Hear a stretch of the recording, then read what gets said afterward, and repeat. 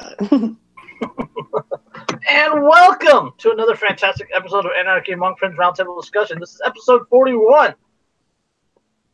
I don't remember what I titled it. But before we get started, let me remind you that we are covered by the gov't no government license, which allows for the reuse, redistribution, and modifications podcast by anyone and everyone except by governments and the bludgies thereof. You can learn more about that at bitcot.org. That is BIPCOT.org. Short crew tonight, but we got the pretty people, and then we got me and Andrew. We'll be all right. That's the way it works. That's the way it works. Like, I'm just the guy that pushes buttons. Andrew's the smart guy. And we're the tits. Yep. I don't want to say it out loud, but the pretty people. We do have fantastic boobies. That's right. Let's get some viewership, shall we? Yeah. House music plays. That's how you do it right there. And we're sucked. Oh, no, that's just Andrew. Yeah, it's just me. Yep, on a 30-day ban. What did you get banned for this time? I posted a meme that was the original meme was a picture of a Muslim woman in a hijab next to a picture of a nun. It said, "What's the difference?" And it had the caption, "Well, nuns don't randomly explode." And that was all it was. That was all it was. And that's not bad. I didn't think it was bad. And it was posted in a private group that was intentionally just to offend people. And literally that had been my mission for like 2 days solid, was to offend every single human being on the face of planet Earth. And that was the one. Not the one about eating a girlfriend's miscarriage. Not the one. Ew, that's enough. God. Not the one about sending the home abortion to heaven with balloons because it doesn't have to be sad. No, not those. The joke about people in hijabs blowing up. That's the one that gets me zucked. It was not as good. Yeah. That's a bummer. And I wish Dan was here. If Dan would fucking check Telegram. Isn't he banned from Twitter now too? That's what I was just gonna bring up. He's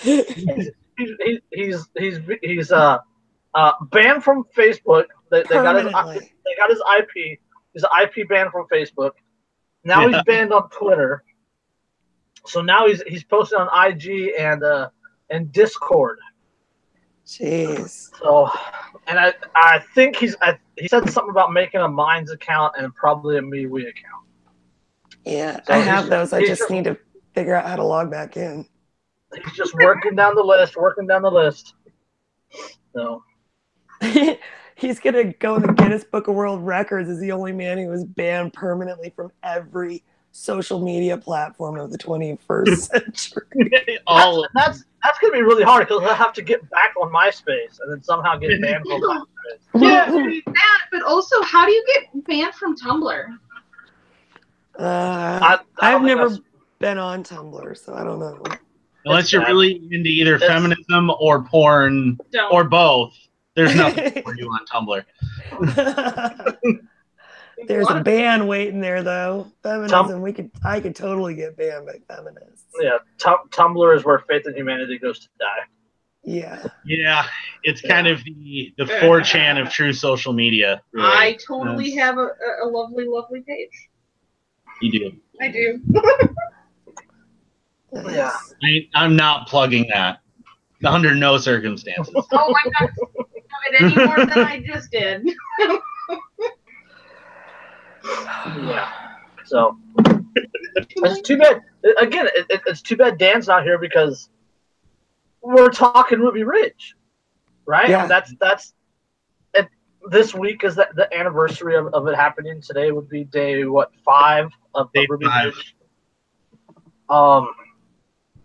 And I would really want Dan here because the reason that the Weavers moved from Iowa to Idaho was to get away from what they called ZOG, the Zionist Occupied Government. And Dan would have a freaking conniption with that because that's his thing. Yeah, he's not here. Wikipedia of that particular aspect of what. Let me see if I can text him. I'm gonna put myself on mute for a second. All right, text him. Tell him to get on.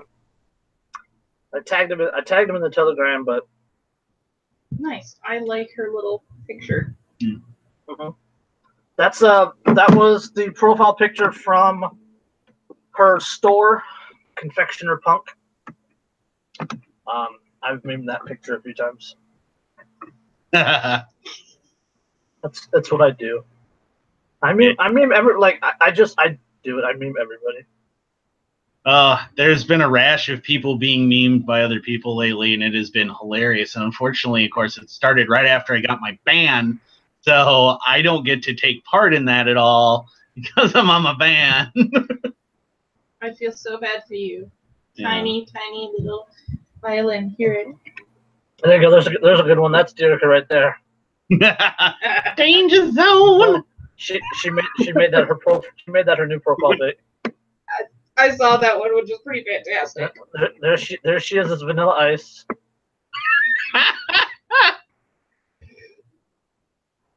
Yeah. Good times. Hey, dude, just because I was on mute doesn't mean I couldn't hear that you were showing them all the memes that you've made. It was just two memes. And Andrew was on a ban, so I was showing him. Oh, right. Okay. I already showed him in Telegram. Because, the ban means he can't see anything. I can. Right. You can. Yeah. So, we've all been banned. Yeah, we have. I had put a picture up of my new haircut. And I said, "Dear lesbians, you don't own this haircut no matter what my 10-year-old says." And a lot of people, I guess, found that funny. Jason made a couple of memes, just another day on Facebook. Because my 10-year-old did, Caleb, he was like, "Mom, you look like a lesbian." Like, he just says that straight to my face. "Mom, you look like a lesbian." Hey, it could be worse. I cut my hair when I was 17, super short, and then I told my mom that I wish I would have gotten just a little shorter. She goes, "Why? So you can look like a dyke?"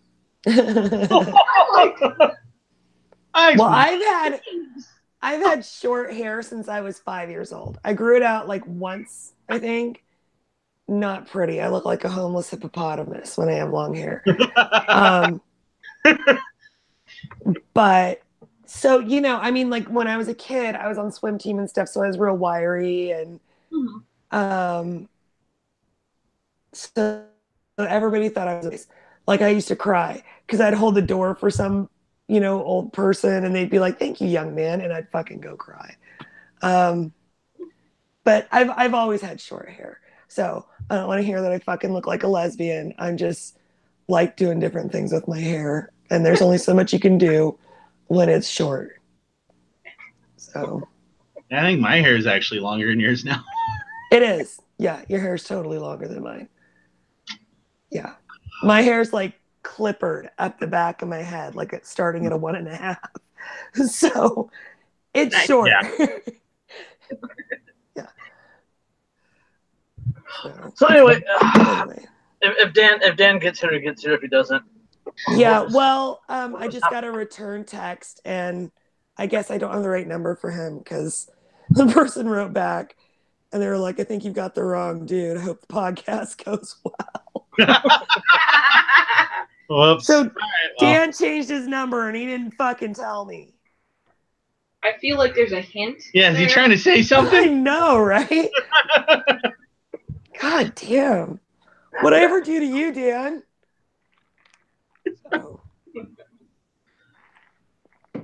Oh well. So, Ruby Ridge. Yeah. Iowa. Ruby Ridge. Yeah. Well, and Weaver, actually, when he met Vicky, he was actually Green Beret at the time. He was home on leave when he first met her. And I don't remember where in Iowa. I know they did live in Cedar Falls for a while.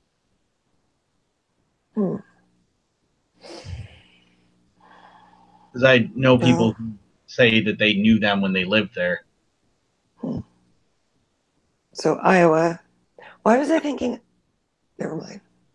Well, Idaho's where they ended up. Iowa is where they used to live. That's where. Okay, that's why I was thinking Idaho. I was thinking that the siege happened in Idaho.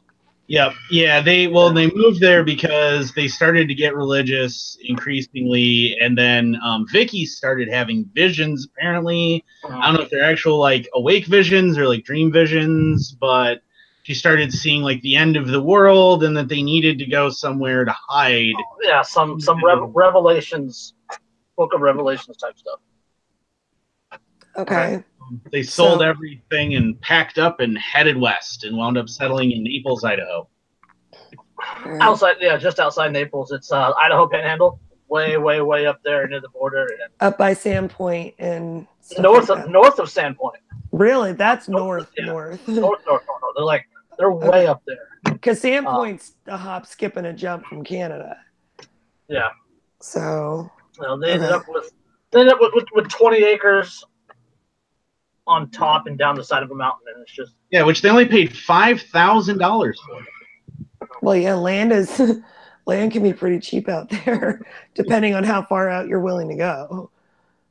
And they're pretty far out there. It's nothing but private roads heading out that direction. You hit nothing but private roads. Right. So, which is actually where the roadblock was. Was it the last little bit before you hit private road? There's like a bridge. And then you hit nothing but private roads for the next like 10 miles. And that's where the roadblock was actually established when all the protests were and stuff. Huh. Yeah. So okay.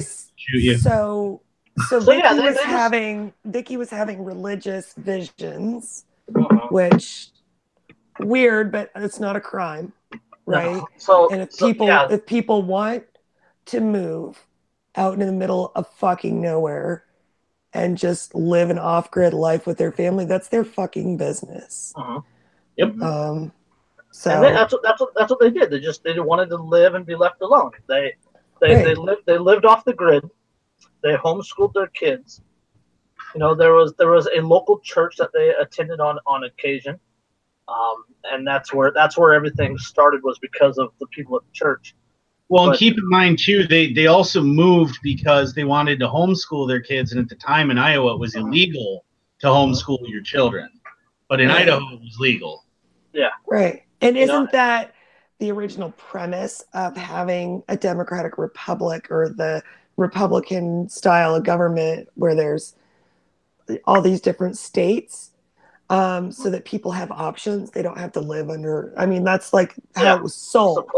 That's how it was fucking sold, was if you don't like the laws in your own state, there's other options, other states you can move to.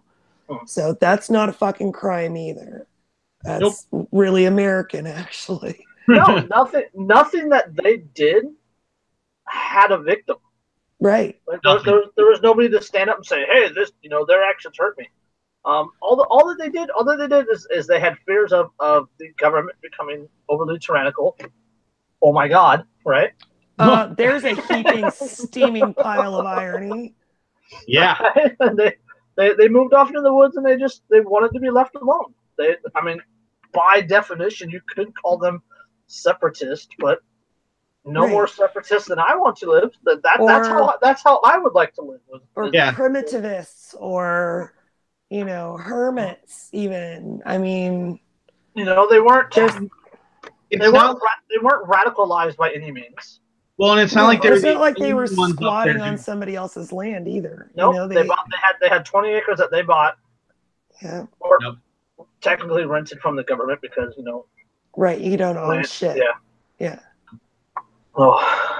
They weren't the only ones up there doing it either. That whole region of Idaho is covered in hardcore survivalists. It's called the Redoubt for a reason. Yeah, and they're all there, and they go up there. They buy the land.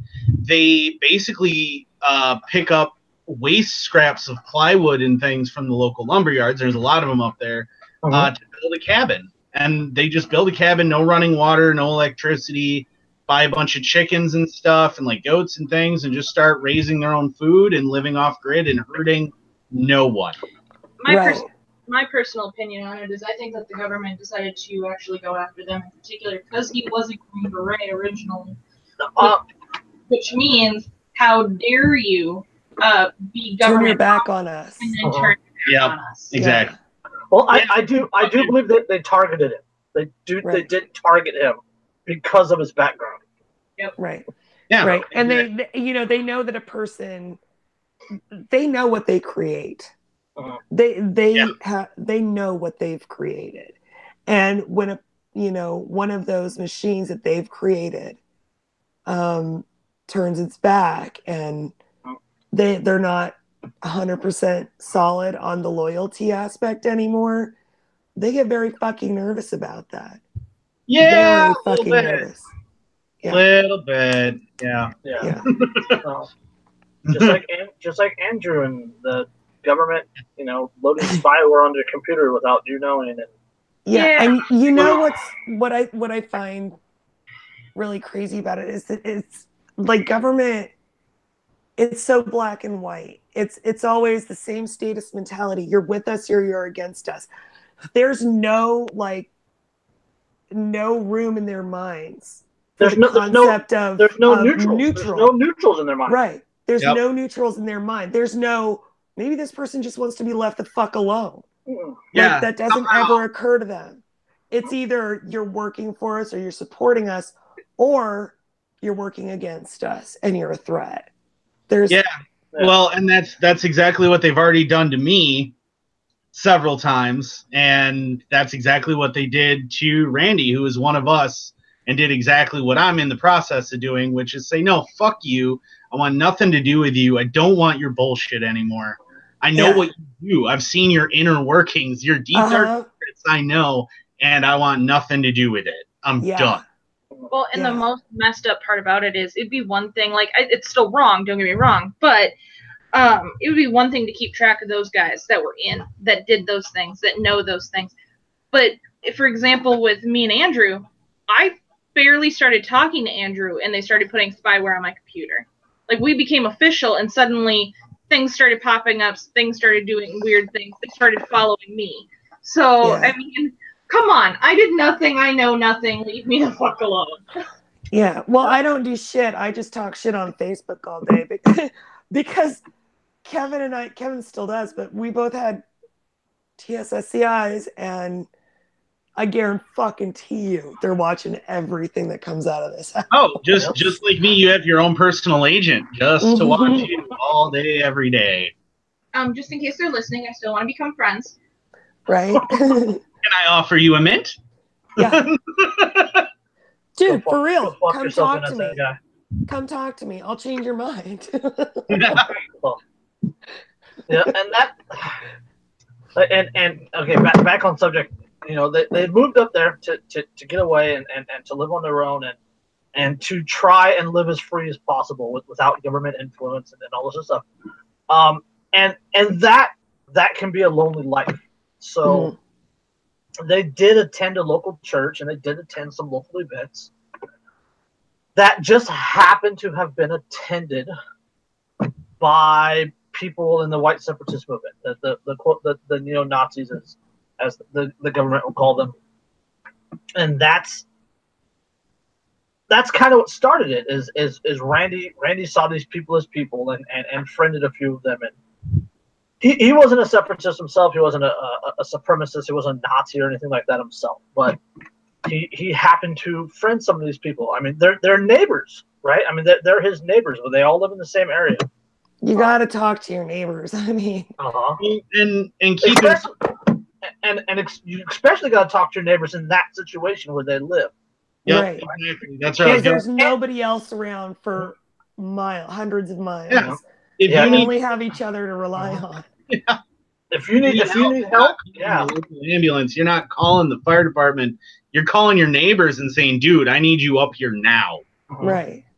Well, not only that, but like the Amish have it with barn raisins, right? They have community events. They have if your neighbor needs help, well, you can damn near guarantee in that situation you're going to need help down the road on something else. Yeah. Right. So helping your neighbor in turn helps you in the long run because they're going to reciprocate in kind and help you when you need it. Right. And it's just like farmers, like rural farmers. They've always lived that way, and they always will.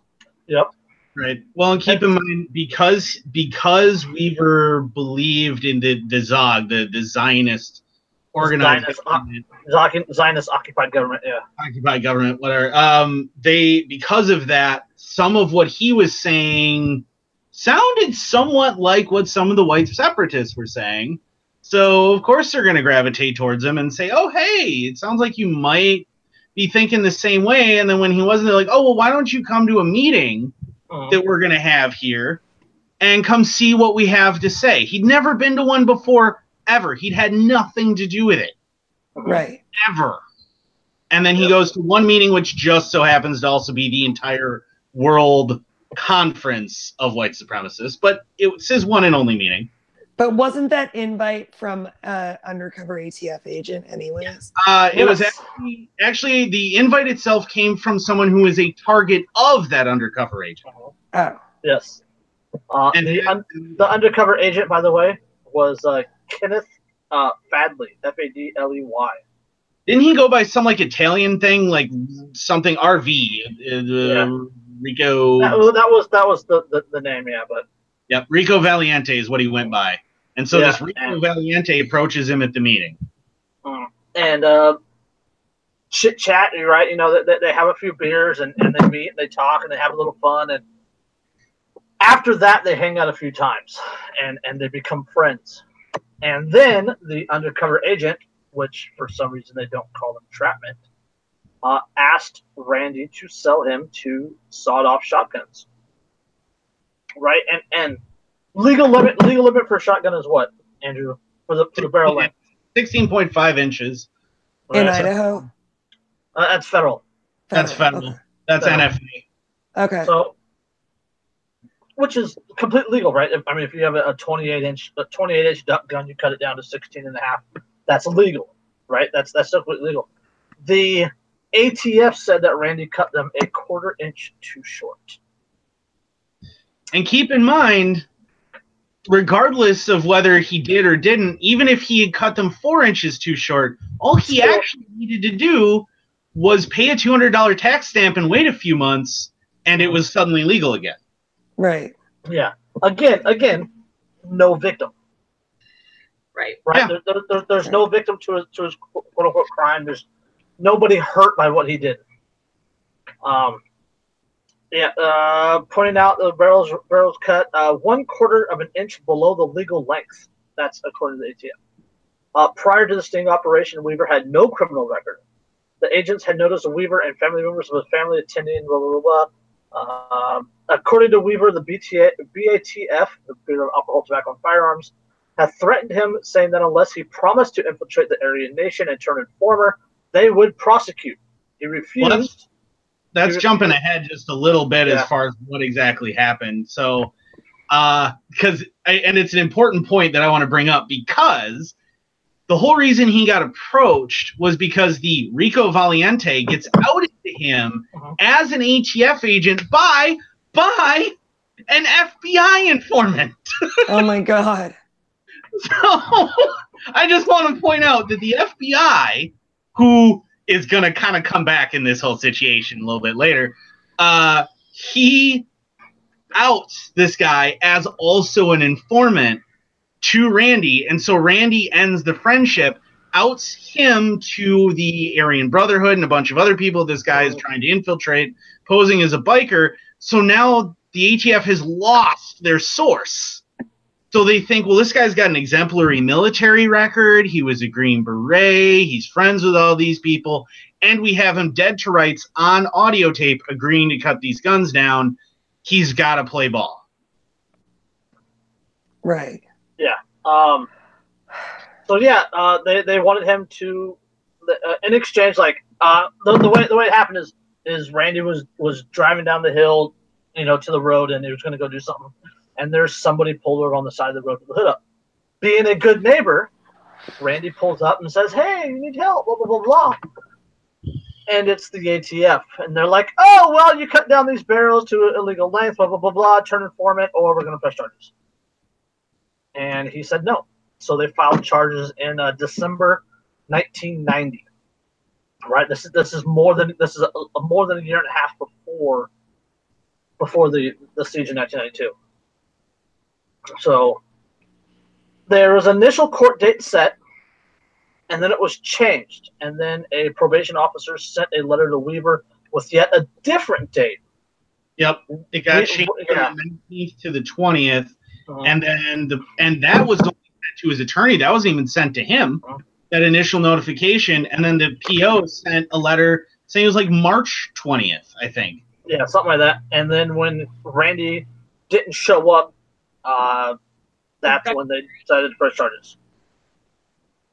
Yeah. And so not only that, but keep in mind the way that he got out of jail. The reason he was out of jail is because he signed a bond that said that, you know, was against his property that his family lived on and depended on. And the judge, because he was only a part-time judge and apparently a complete fucking idiot who didn't know how the law actually worked at all, told him that if he was convicted, because he signed over his property, he would lose his property if he was convicted. Which is that's not true at all. Yeah. But Randy didn't know that, and so now he finds out that he's missed his court date because they told him the wrong one, and he thinks that now he's going to lose everything. Jeez. No. It gets so much better. It gets so much better. And then for like 18 months, nothing really happens. Right? Nothing really happens on the Weaver side. Operation Closure happens. Yes. Federal agents launched an elaborate 18-month surveillance of Weaver's cabin and land. The agency at this time was a US Marshal Service headed by former Meese Commission star Henry Hudson, which is responsible for serving high-risk warrants. The service seems to take its cue not from the Constitution, but from Hollywood. David Nevin, a lawyer involved in the subsequent court case, noted, quote, "The marshals called in military aerial reconnaissance and had photos studied by the Defense Mapping Agency. They prowled the woods around Weaver's cabin with night vision equipment. They had psychological profiles performed and installed $130,000 worth of long-range solar-powered spy cameras. They intercepted the Weaver's mail. They even knew the menstrual cycle of Weaver's teenage daughter and planned an arrest scenario around it. They actually bought a tract of land next to the Weavers where an undercover marshal was to pose as his neighbor and build a cabin in hopes of befriending Weaver and luring him away." This response is just so fucking and like this is cartoonish. It's almost like they're using it as a training exercise or something. Two guy arrested for cutting down 2 shotguns 1/4 of an inch too short. Yeah, okay. All this despite the fact that the BATF had initially served Weaver a warrant without encountering violence. Like, he was a decent dude. Yeah. Don't forget that during this time frame, his wife has the baby out there. Yeah, too. She has Alicia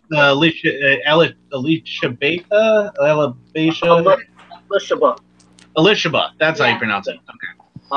Let's say, although the marshals knew Weaver's precise location, reports Nevin, throughout this elaborate investigation, not a single marshal ever met face-to-face with Weaver. Even so, Weaver offered to surrender if conditions were met to guarantee his safety.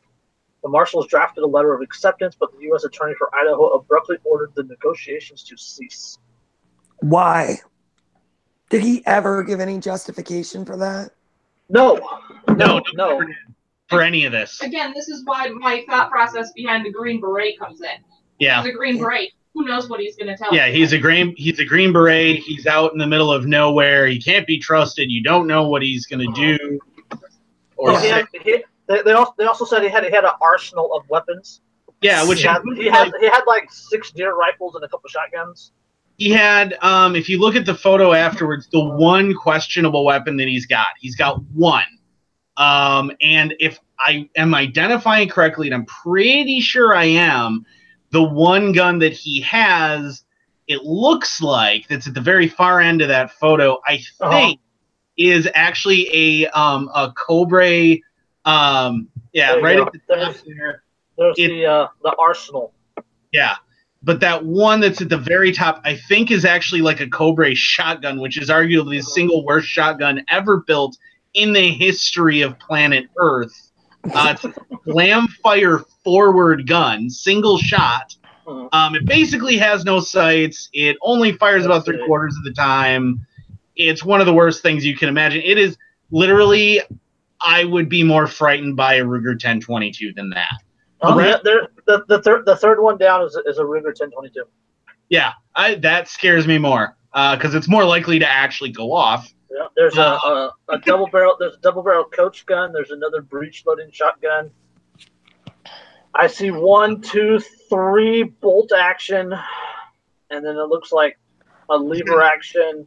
He's got an M1 Garand in there, and that's about the Garand, one truly good gun that he has, which is a completely and totally legal everywhere, including California, rifle. Yeah, and it looks like a 1911 and probably a Colts Woodsman.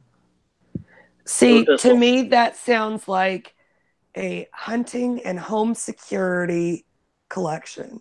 Exactly. That's exactly what it is.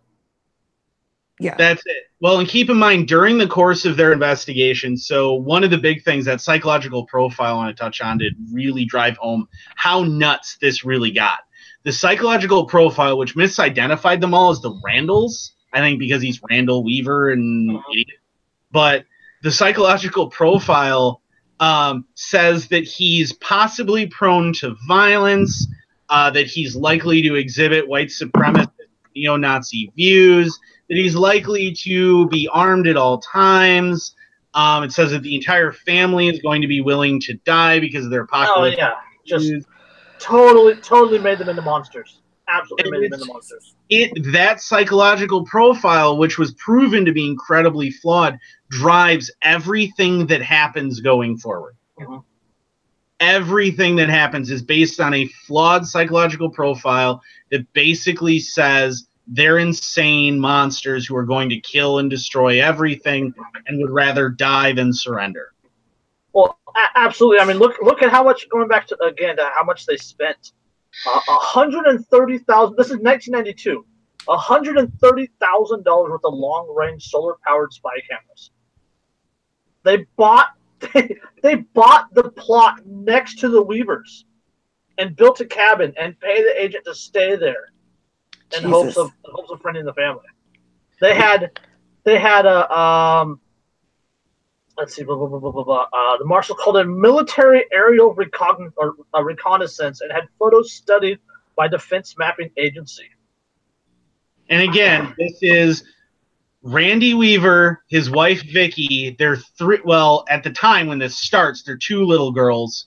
The 2 little girls, the 14-year-old son. 14-year-old, and then Kevin Harris was like, what, 18, 19 at the time?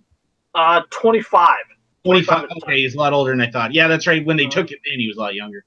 Yeah, Vicky's like 40 at the time.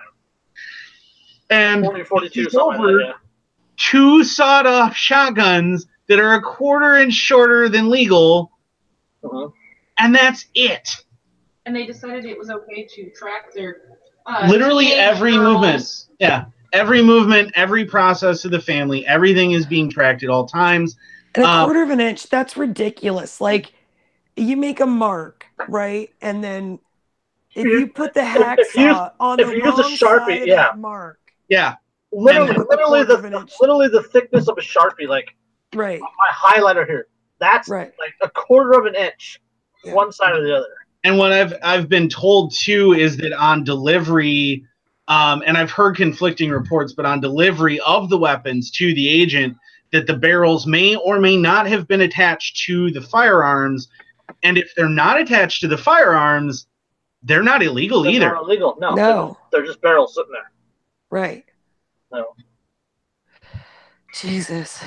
Yeah. The barrels themselves were actually just evidence. What the crime was charged based on was the tape recording, the covert tape recording of him agreeing to cut down shotguns.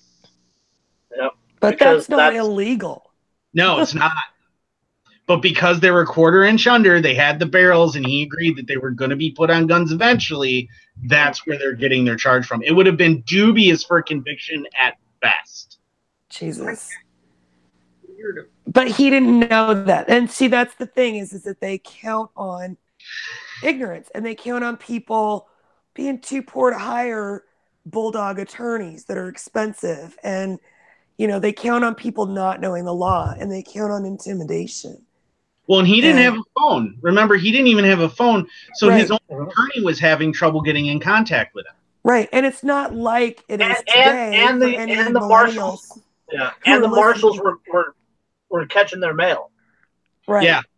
Right. Yeah, and this is well before. This is basically before real dial-up was even a thing. So no Wi-Fi, no Google, nothing. Yeah, so they couldn't have internet in the cabin anyway because they didn't have electricity. They used generators. Yeah. Okay. So they didn't have electricity. The internet basically doesn't exist at this point. Cell phones don't really exist in any practical way, especially for anybody it means. Satellite phones were like $2,000 back then. Satellite phones were a lot more than that. The regular cell phone was $2,000 in '92.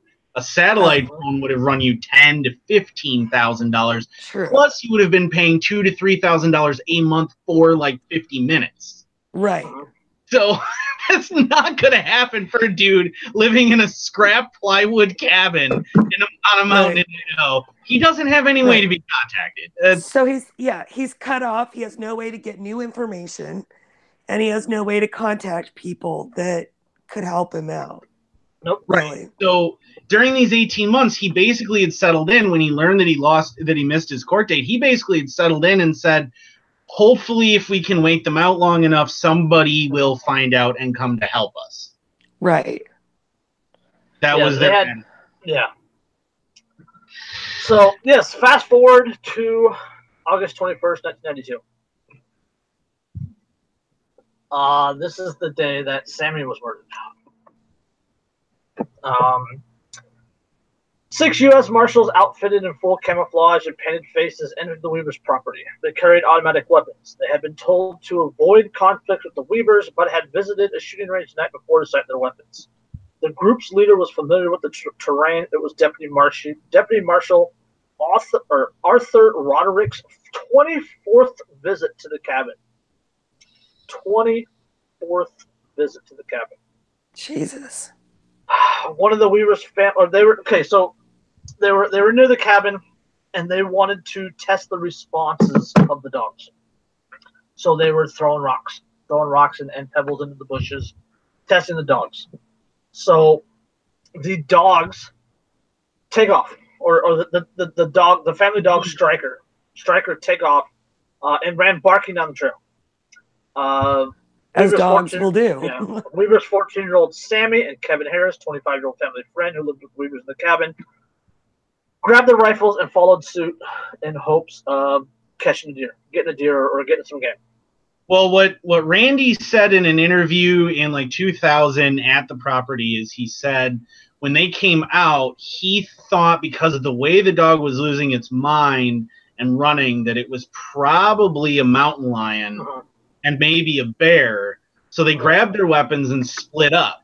The two go after the dog, and he's like, well, I'm going to meet you down at the fork in the road down below. Hopefully we flush whatever it is. The Y in the trail, if you're on the Wikipedia page, it's called the incident at the Y. Yeah. So that's his plan is, well, we're just gonna follow this thing. He figures it's a predator, and that's what everybody's going out of the house expecting to find. So yeah, Kevin Harris and Sammy, they take off down the hill. Randy goes over the ridge into the brush. They get down to the Y. Sammy and Kevin Harris, they get down to the Y, and this is a major point of contention. The U.S. Marshals said that they yelled "Freeze, U.S. Marshals!" that they identified themselves.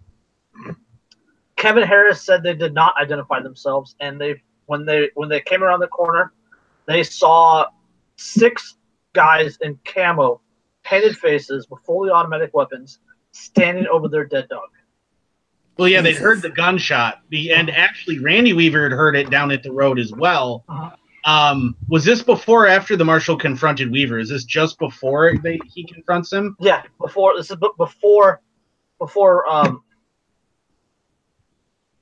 No, Randy didn't see any Marshals Well, what Randy said is he saw the one guy that jumped down into the road and said, "Freeze, Weaver," and didn't say anything else, just "Freeze, Weaver," and he looked at him and went, "Fuck you," and then turned around and walked. Yeah, turned around. Yeah.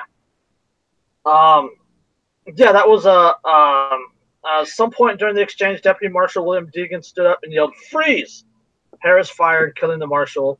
Federal agents testified in court that Deegan had been killed by the first shot of the exchange, but they were unable to explain how it was that the marshal had fired 7 shots before his gun, or from his gun before he was shot. So that they come around the corner, they hear the shots, they come around the corner, they see guys standing their dog. The marshal said they identified themselves. Kevin Harris said they did not.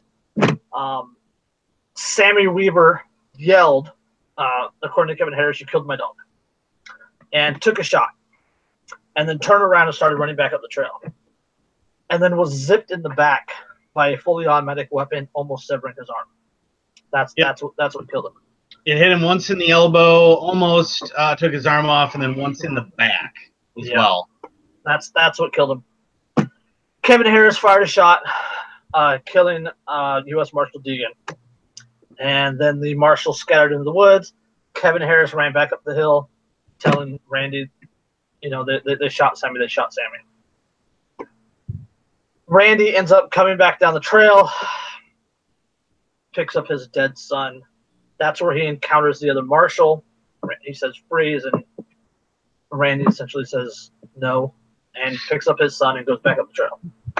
Puts his son in the shed, or dresses him, or washes his body and whatnot, puts him in the shed. Well, what Randy said is he said that what he was hearing the whole time this exchange of gunfire was going on is he hears a gunshot, the dog yiping.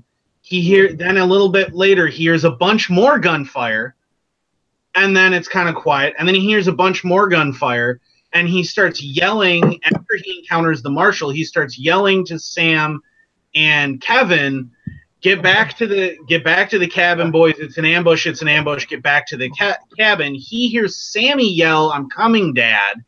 Yeah, and then they get back, and it's only Kevin. And Kevin's crying and out of breath. And Sarah, I think, was out there at the time because she said the same thing, that she saw him burst out of the woods, crying, breathless. And they're like, "Where's Sammy?" And he's dead. They killed him. They shot him. And so it sounds like from what Kevin said is during the exchange of gunfire, he sees Sam go down, get shot in the back. He turns around, covers himself, checks to see if this 14-year-old fucking kid is alive or not, doesn't get a pulse, and takes off the rest of the way back. And it's important to note that Kevin Harris was cleared by a jury of killing Marshal Deegan. Yep, they said it was absolutely justified because there was no evidence they had actually identified themselves. Yep. He basically encounters a bunch of dudes in camouflage, killing his dog and opening fire on them. And killing his friend's son. Yeah, killing his friend's son in front of him. Of course he shot back. Yeah. Yep. And it wasn't until 1997, 5 years after, that Sheriff Greg Spergel, Boundary County, really pushed the issue and went into the woods and actually found bullets in a tree that had Sammy's DNA, and it was actually confirmed in 1997 that marshals killed Sammy Weaver. Yeah. Well, this is 5 years after the incident. This is more than a year and a half after the U.S. Marshals received their awards for their bravery at Ruby Ridge. Yeah, they awarded for this. They gunned down a kid running away from them. Yes. Yeah.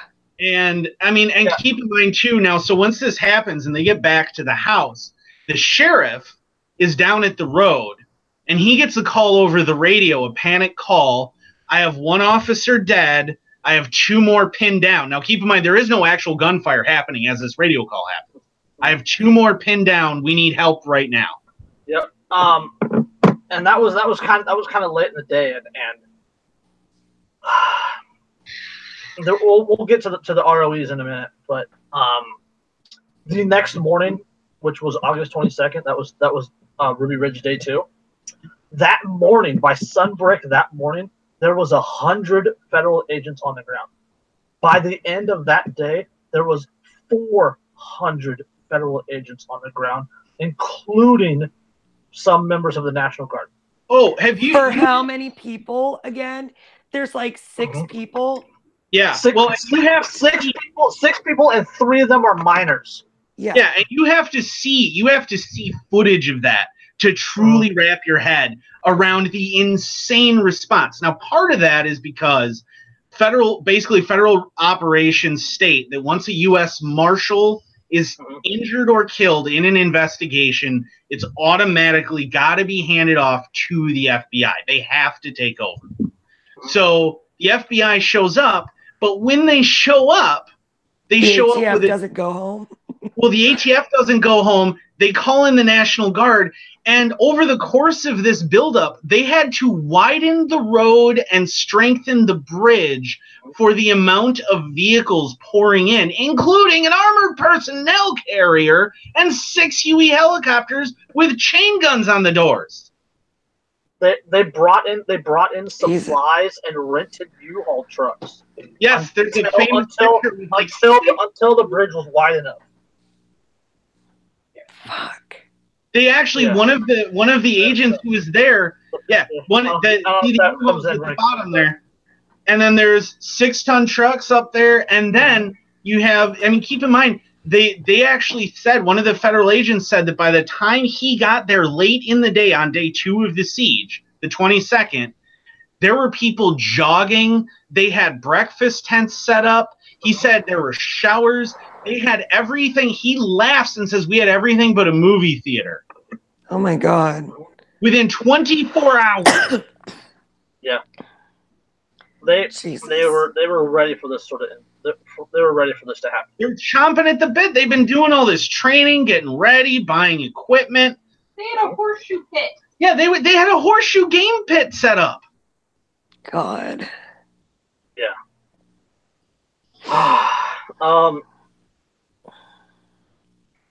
Yeah, the fucking armored personnel carrier, though, man. A fucking armored personnel carrier. To this point, you have exchanged gunfire with a 14-year-old. Yeah. And killed a dog. 20s. And you killed a dog. And killed a dog. And that is it. That is all the gunfire that's happened. And you bring an armored personnel carrier and helicopter gunships. Jesus. Yeah, for 6 people in a cabin in the middle of nowhere. Three of which were. Sorry. 3 of which are minors, 1 of which is people. Unbeknownst to them. Yes, yeah. Well, they didn't know that they killed him because it's getting dark by the time that gunfire happens. Yeah, they didn't know that Sammy had died until the 3rd day. Right, that's but the armored personnel carrier actually is how they figured that out. Actually, I thought that they said it was the 6th. Yeah, it was actually the 6th day. No. The 6th day is when they found out Vicky was dead. Oh, okay, yeah. So yeah, it was the 3rd day. The 3rd day is when they found out Sammy was dead, because after they killed Vicky, which happens later on the 2nd day, the family stays in the cabin, and so they clear everything out with an armored personnel carrier. They cleared everything. They cleared everything except the cabin itself. Like they were removing trees. They were crawling under the cabin. The feds were crawling under the cabin, removing things. They took the family's generator. They took the family's generator and all that other stuff. But yeah, that's when they found Sammy's body in the shed. Yeah, so keep in mind at day 2, dawn of day 2, you already have a military buildup happening. Okay, hold on. Before we even get to that, FBI officials in Washington first discussed revising the standard rules of engagement on August 21st, 1992. Hours after, just within hours of killing, of the death of Marshal William Deegan. Larry Potts, head of the FBI Criminal Division, and his deputy, Danny Coulson, believed that Deegan had been shot in an unprovoked attack and that other agents were still pinned down by fire from the Weaver cabin. Right? This is a total lie. Yeah. Potts and Coulter thought that the extremely dangerous situation at Ruby Ridge called for a change in the rules to allow snipers to shoot at Weavers without provocation. The FBI's legal advisor, asked about the legality of the proposed revisions, said that it should depend upon showing that the revision was necessary to bring the situation under control and protect innocent people from serious injury. The only innocent people here were the Weavers. And keep in mind, this was ruled unconstitutional afterwards. Yeah, after the fact. On board an FBI jet to Idaho on the night of August 21st, Richard Rogers, head of the FBI's hostage rescue team, drafted revised rules that allowed the shooting of, quote, any adult seen with a weapon. Such an individual, quote, could be the subject of deadly force. Called on the phone to Washington, Potts gave preliminary approval to the revised, but said they would have to be submitted in writing before the final approval. August 22nd, in the Bonners Ferry Armory, Richard Rogers briefed hostage rescue team members about the operation. He told the HRT that if adults in the Weaver cabin failed to respond to a surrender command and are seen carrying weapons, quote, deadly force can be used to neutralize them. In preparing to send snipers into the hills around the Weaver cabin, Richard Rogers made a final change to the proposed revised rules of engagement. Quote, deadly force can be employed was changed to, quote, deadly force can and should be employed. God. Can and should. Again, they're going into this looking for a fight. Now, Yes. the interview with the sheriff, the local sheriff who was there, when that call comes down, they're pinned and blah, blah, blah. And the guy sounds panicked. I've heard the call. He does sound panicked. But again, that's kind of a trend here, is panic by the locals that infects everyone else, that makes everyone else go, we need everything, bring in everything but a nuclear weapon here, is basically the response. And the sheriff's justification was, well, I've never been trained for that. Yeah. You're a cop and you haven't been trained for an exchange of gunfire? Yeah. So the FBI standard rules of engagement. Because, hang on a sec, you haven't been trained, so that means lie? Yep. Yeah. Of course. Like, what? Yeah, and keep in mind, by the time this had filtered back, because everything starts getting controlled by FBI headquarters in D.C. So before that filters back, these guys have already made it down the mountain. All of them. No gunfire has been exchanged for hours and hours. By the time this gets to them, they've never, and the people in the FBI headquarters have never even heard of Ruby Ridge or Randy Weaver or any of this. They're completely unfamiliar with it. There was no more shots fired at all from the Weavers. The only shots fired at all by the Weavers were the ones that killed Marshal Deegan. Yep, exactly. That's it. No one's even fired at them. Nothing has happened. It has been dead quiet up there, except for the sobbing of children because their brother is dead. Yes. Yeah. That's it. The FBI standard rules of engagement read, agents are not to use deadly force against any person except as necessary in self-defense or the defense of another when they have the reason to believe that they or another are in danger of death or grievous bodily harm. Whenever feasible, verbal warnings should be given before deadly force is applied. No, that's the revision that happened after Ruby Ridge. No, that's the standard. That's the standard, right? The revised rules of engagement assumed in force at Ruby Ridge. 1. If any adult male is observed with a weapon prior to the announcement, this was the surrender announcement, deadly force can and should be employed if the shot can be taken without endangering any children. 2. If any adult in the compound is observed with a weapon after the surrender announcement is made and not attempting to surrender, deadly force can and should be employed to neutralize the individual. They're calling it a compound. It's a cabin in the woods. It's a plywood cabin. Yes, Jesus. A scrap plywood cabin on the edge of basically a really steep embankment in the middle of the woods with no vehicles, really nothing. And they're on a plane there. They've never heard of this before. And within a couple of hours of learning that this even exists, this is what they're writing. Right? They're calling it a compound. Three. If compromised by any animal, particularly the dogs, the animal should be eliminated. 4. Any subjects other than Randy Weaver, Vicky Weaver, Kevin Harris presenting threats of death or grievous bodily harm the FBI rules of deadly force are in effect. Yeah, so they're like, oh, but if it's a kid, then what already exists? And there were leading up to this, because this is 92. In both 85 and 89, there were already Supreme Court rulings that had already said that this exact ROE was not allowed. There were already Supreme Court rulings that said in no way can you do exactly what they're about to go do. Yeah. Let's see. Where to go? Department of Justice Task Force in 1994. This is again after the siege.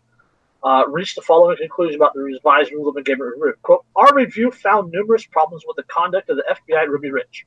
Although we concluded that the decision to employ the HRT to Ruby Ridge was appropriate and consistent with department policy, we do not believe that the FBI's initial attempts at intelligence gathering at the scene were sufficiently though.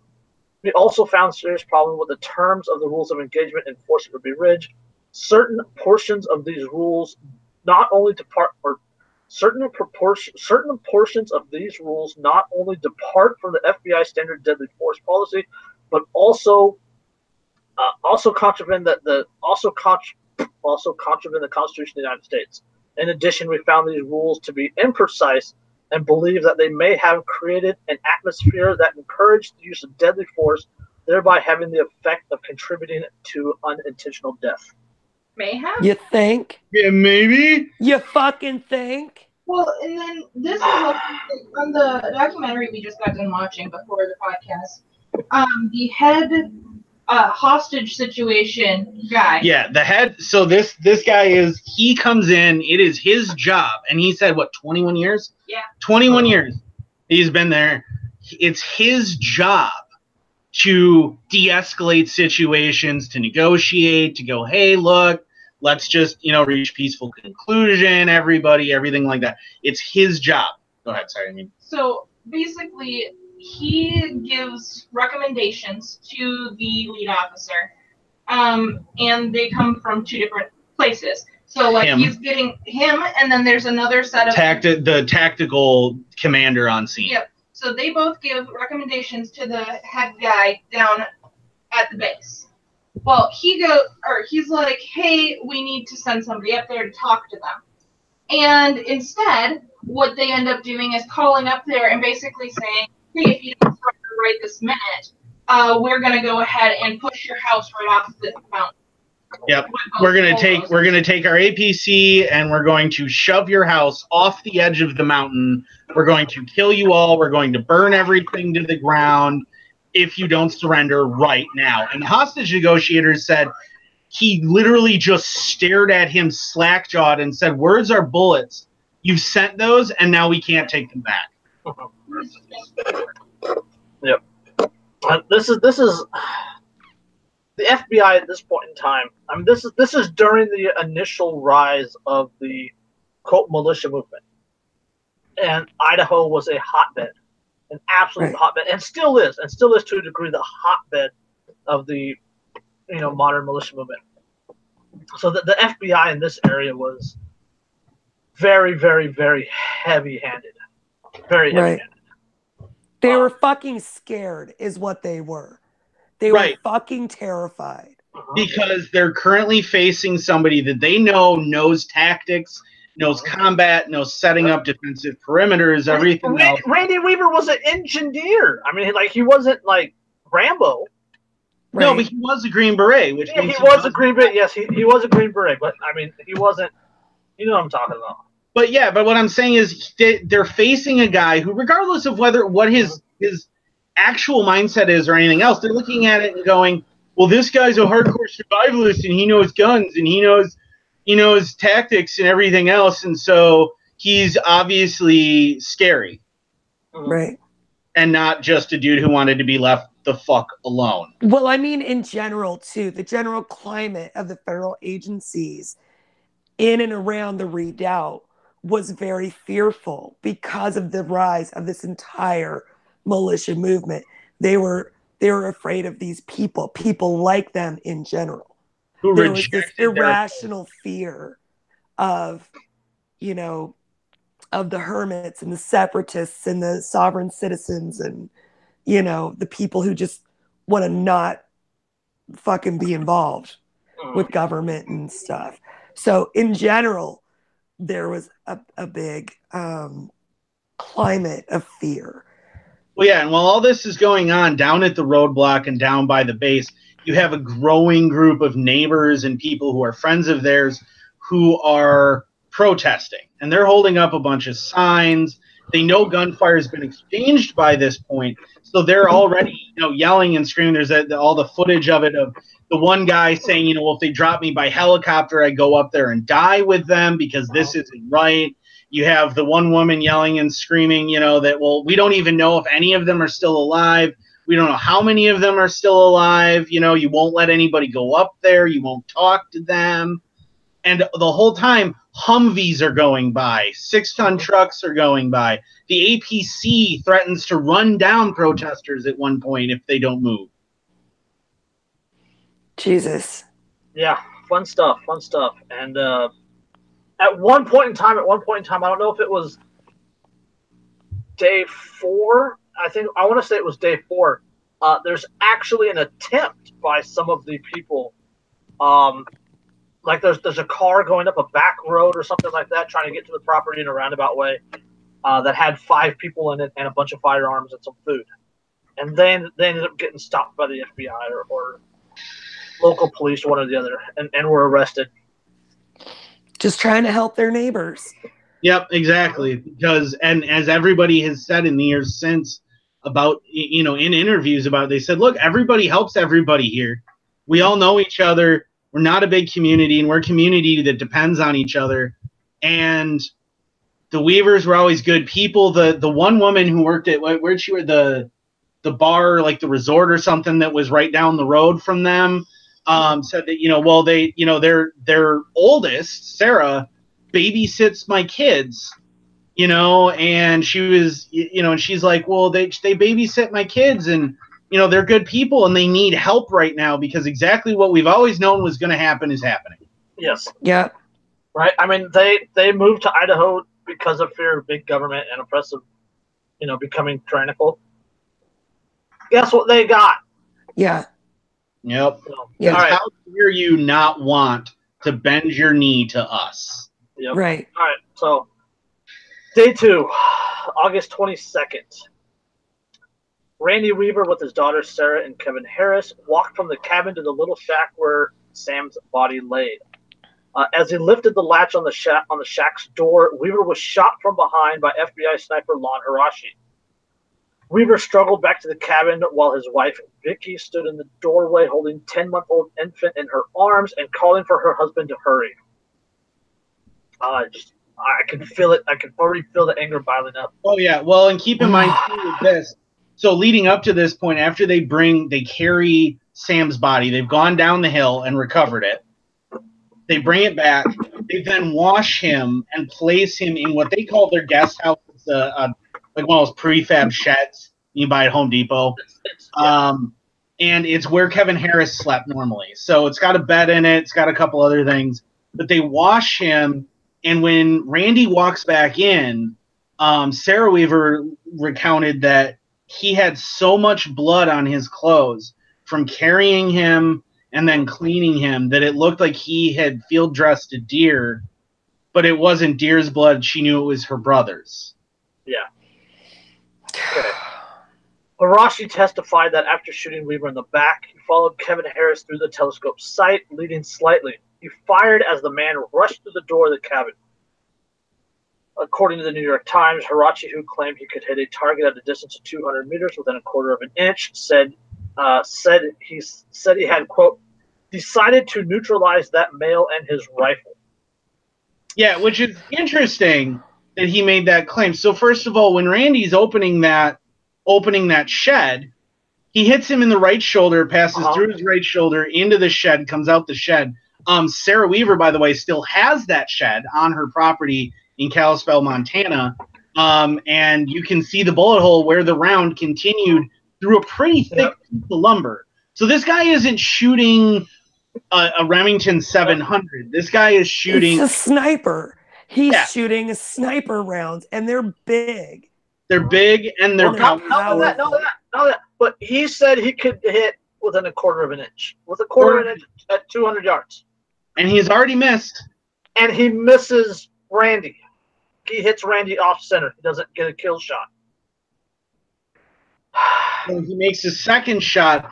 And in the interview, actually, with the guy who was the head of the FBI response there at the time, he said that after the shot was taken, he asked Hiroshi who he hit. And Hiroshi said, and I quote, "Well, I'm not sure." Yeah. The New York Times, Hourichi, who claimed to hit a target at a distance of 200 meters within a quarter of an inch, said he, quote, decided to neutralize the male and his rifle. Instead, he hit Vicky Weaver in the temple, killing her. The bullet then passed through Vicky Weaver's skull, wounding Harris.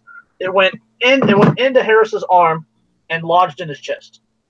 So Sarah is running as they're going into the door. Sarah, it's Randy and then Sarah. So if you're looking at the camera here, so if you're going and looking at that, you have Vicky here, and then you have Sarah, who's 10? 16. 16, yeah. She was the older sister. So you have Vicky here holding their 10-month-old Elishaba. Yeah, right here. Then you have Sarah, and then you have Randy right here, and then just in front of Vicky here, you have Kevin. And he takes a shot, and they're running through a door, and he takes a shot at that. Yeah, at Kevin Harris is what he said he was aiming at.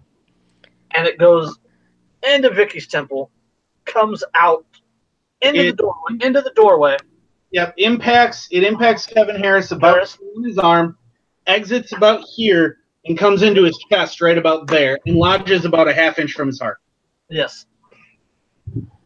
This from the guy that said he could hit target within a quarter of an inch or 200. And this guy's a trained sniper who should know that if there is any possibility somebody's going to come between your bullet and its target, you don't fire. You don't fucking not only that, but it was in the ROE. It was in the ROE to not take the shot. Yeah. If somebody else could be hit. If a child could be hit. The ROE ROE were two children, a 16-year-old and a 10-month-old, within the frame of his scope. And keep in mind, this hits Vicky while her head is so close to Sarah's face that Sarah said that she actually heard her mom's head pop from the round and got hit in the face by pieces of her mother's head.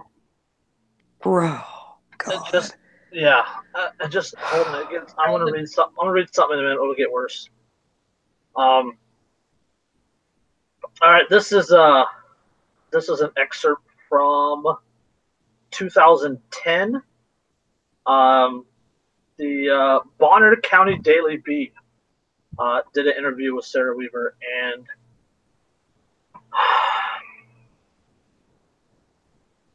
the Weavers believe the Bonner. Okay, blah, blah, blah, blah, blah. All right, where'd it go?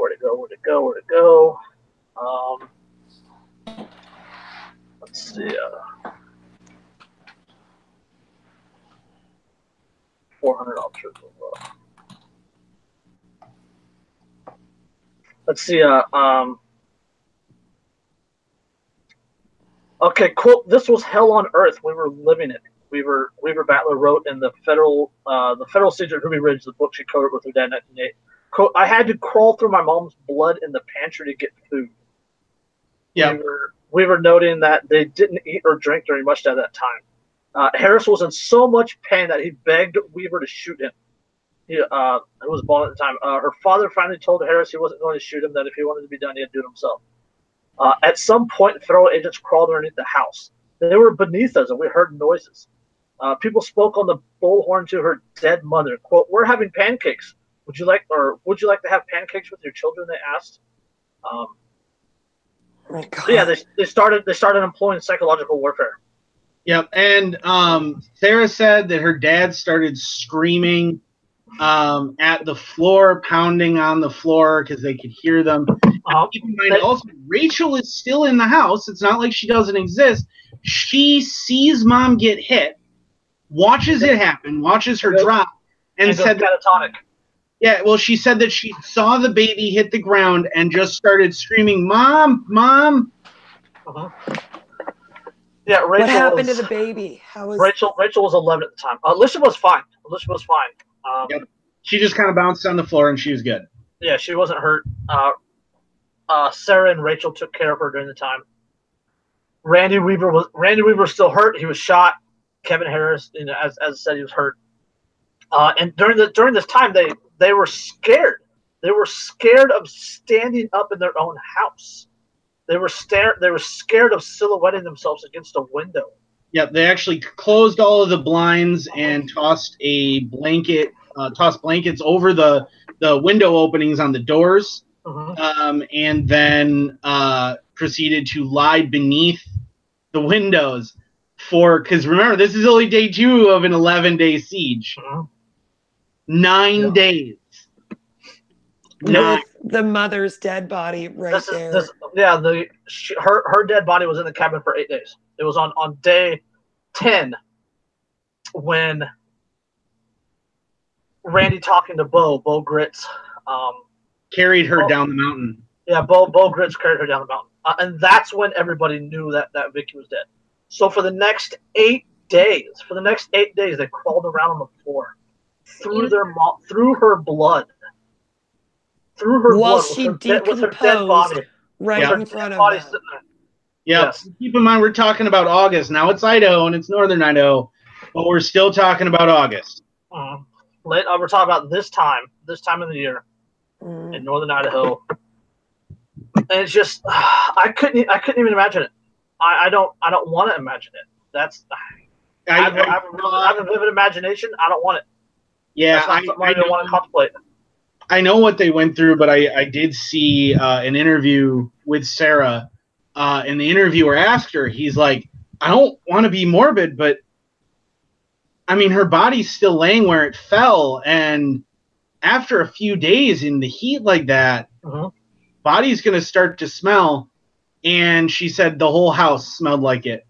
Well, So in addition to that, but you guys got to remember, this is a plywood cabin. There's no running water. Oh God. Yep, they had nothing to clean it up with at all. They were using the bathroom in a bucket in a closet. In fact, her body wouldn't be removed until the same day as they also cleaned up the blood. Unfortunately, that cleaning up probably destroyed some evidence that would have resulted in a conviction, but of the FBI sniper. But they basically only got 1 day in that cabin without her blood all over. And that was the last day. Yep. That was day 11. So this Vicky was shot. Vicky was murdered on day 2.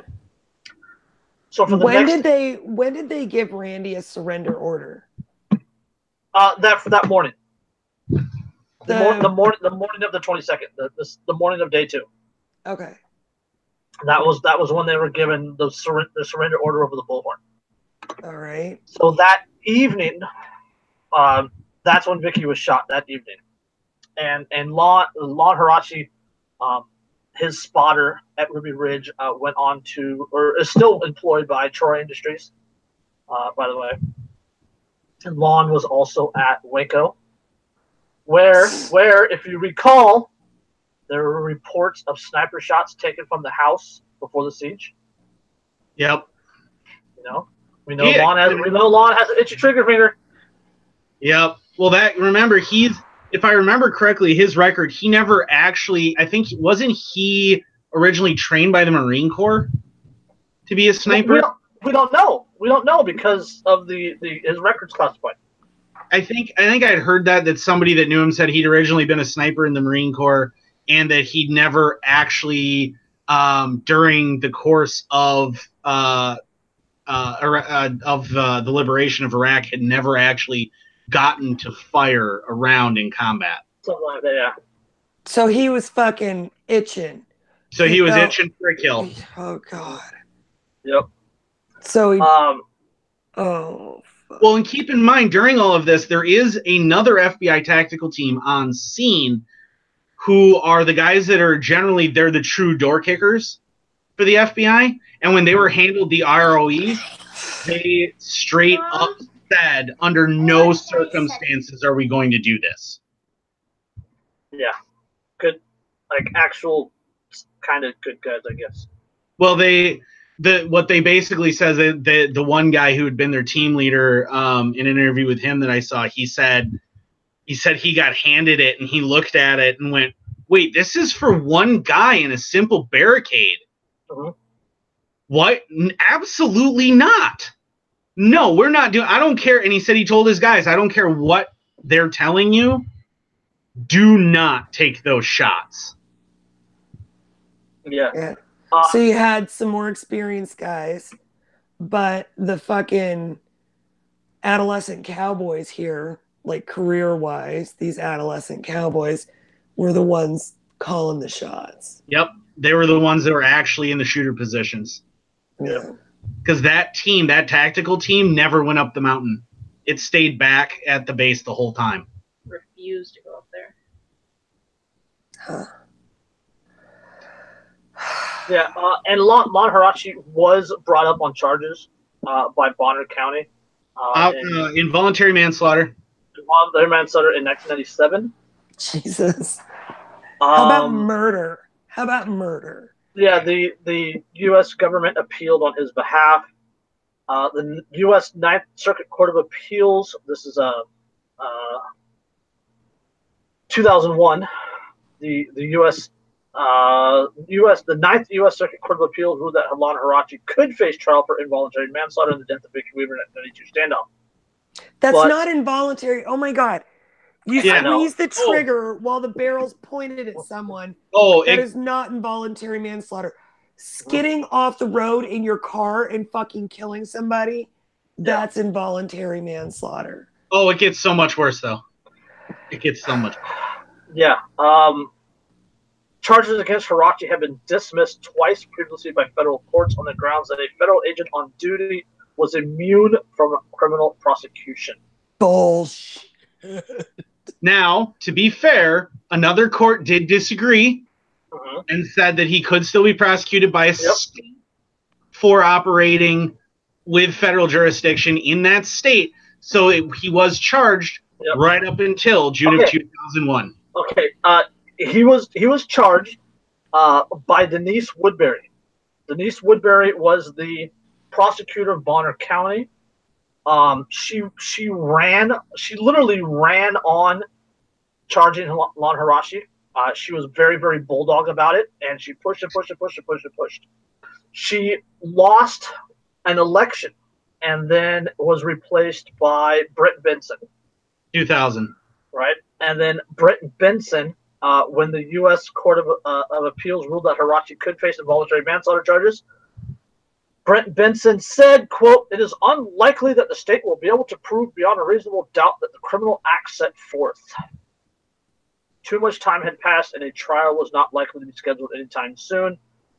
Quote, "The Ruby Ridge incident was a tragedy that deeply affected and divided many citizens of this country and county. There are hopes that the decision will begin the healing process that is long overdue." He dropped the charges. How does that heal anything? Well, and the lead was he the prosecutor or the DA? I don't remember because it was the DA. The DA is elected. Yeah. Okay. Yeah. So the prosecutor on the case said no one could possibly disagree with his assessment more. Yeah. Benson said he would file a motion in federal court in Boise, Idaho today to dismiss the charge. This article is from June 14th, 2001. So Benson said he would file a motion in federal court in Boise, Idaho today to dismiss the charges. An action, he said, quote, "effectively ends 9 years of criminal and civil cases that relate to what is commonly known as Ruby Ridge." An attorney appointed by Woodbury to handle a case objected to the decision. Quote, "I could not disagree with the decision more than I do. It sounds to me like the system has suffered a temporary corruption." Yeah, temporary? No. Yeah. This whole thing wouldn't have happened without fucking that was bone deep corruption. That was attorney Stephen Yagman. Yagman, who did not have the power to pursue the charges himself, said he hoped a different prosecutor might pursue charges in the future. Yagman had been working on the case pro bono for several years. Yeah, and keep in mind we are now 17 years on from that, and nothing else has been filed. Nothing is going to be. This guy is going to have a clean record despite having murdered a woman as she held her baby. But you know, he didn't know what he was shooting at, even though he could see through his scope. Yeah, he had a 20x scope. I think I want to say the gun that they showed at the time that those guys were rocking was a German, like the G3 sniper version. I don't remember. I want to call it like a PSL, PS1, something like that. A pretty substantial firearm. Even then, he didn't know what he was shooting at. What are the rules of gun safety? Yeah, okay. Know your target. First rule: don't point at anything you're not willing to destroy. Yeah, it's that fucking simple. If you don't know what's in front of your gun, well, and you're doing it also, wrong. You know, the shooter 101 that you go through in hunter safety. Know your target and what's beyond it, and what's behind it. Something that wasn't his target, that was in front of his target, hit his target, and could have, had the bullet not changed trajectory by hitting bone, could have wound up hitting Rachel beyond. He could have killed like a 10-year-old girl too. Yeah. Hourichi has said that he didn't see Vicky Weaver when he fired at Harris, who was armed and ducked inside the cabin. He also said he fired to protect a government helicopter overhead. That was bullshit. There was no helicopter. Yeah, well, remember, they're also the ones who said that Randy had fired at Geraldo Rivera's helicopter as he orbited, despite the fact that literally everyone else there said they had no idea what he was talking about. And Geraldo said that they never fired at him. Yep. Yeah, and you know what? Geraldo was fucking filming. If he'd been shot at, you can bet your ass that film would have surfaced. Yeah. Well, and that was back in that was in April. That was in April of that year, I think. Or no, that was April of 90. No, that was 92. April of 92 is when he'd orbited over. So before the standoff had even happened.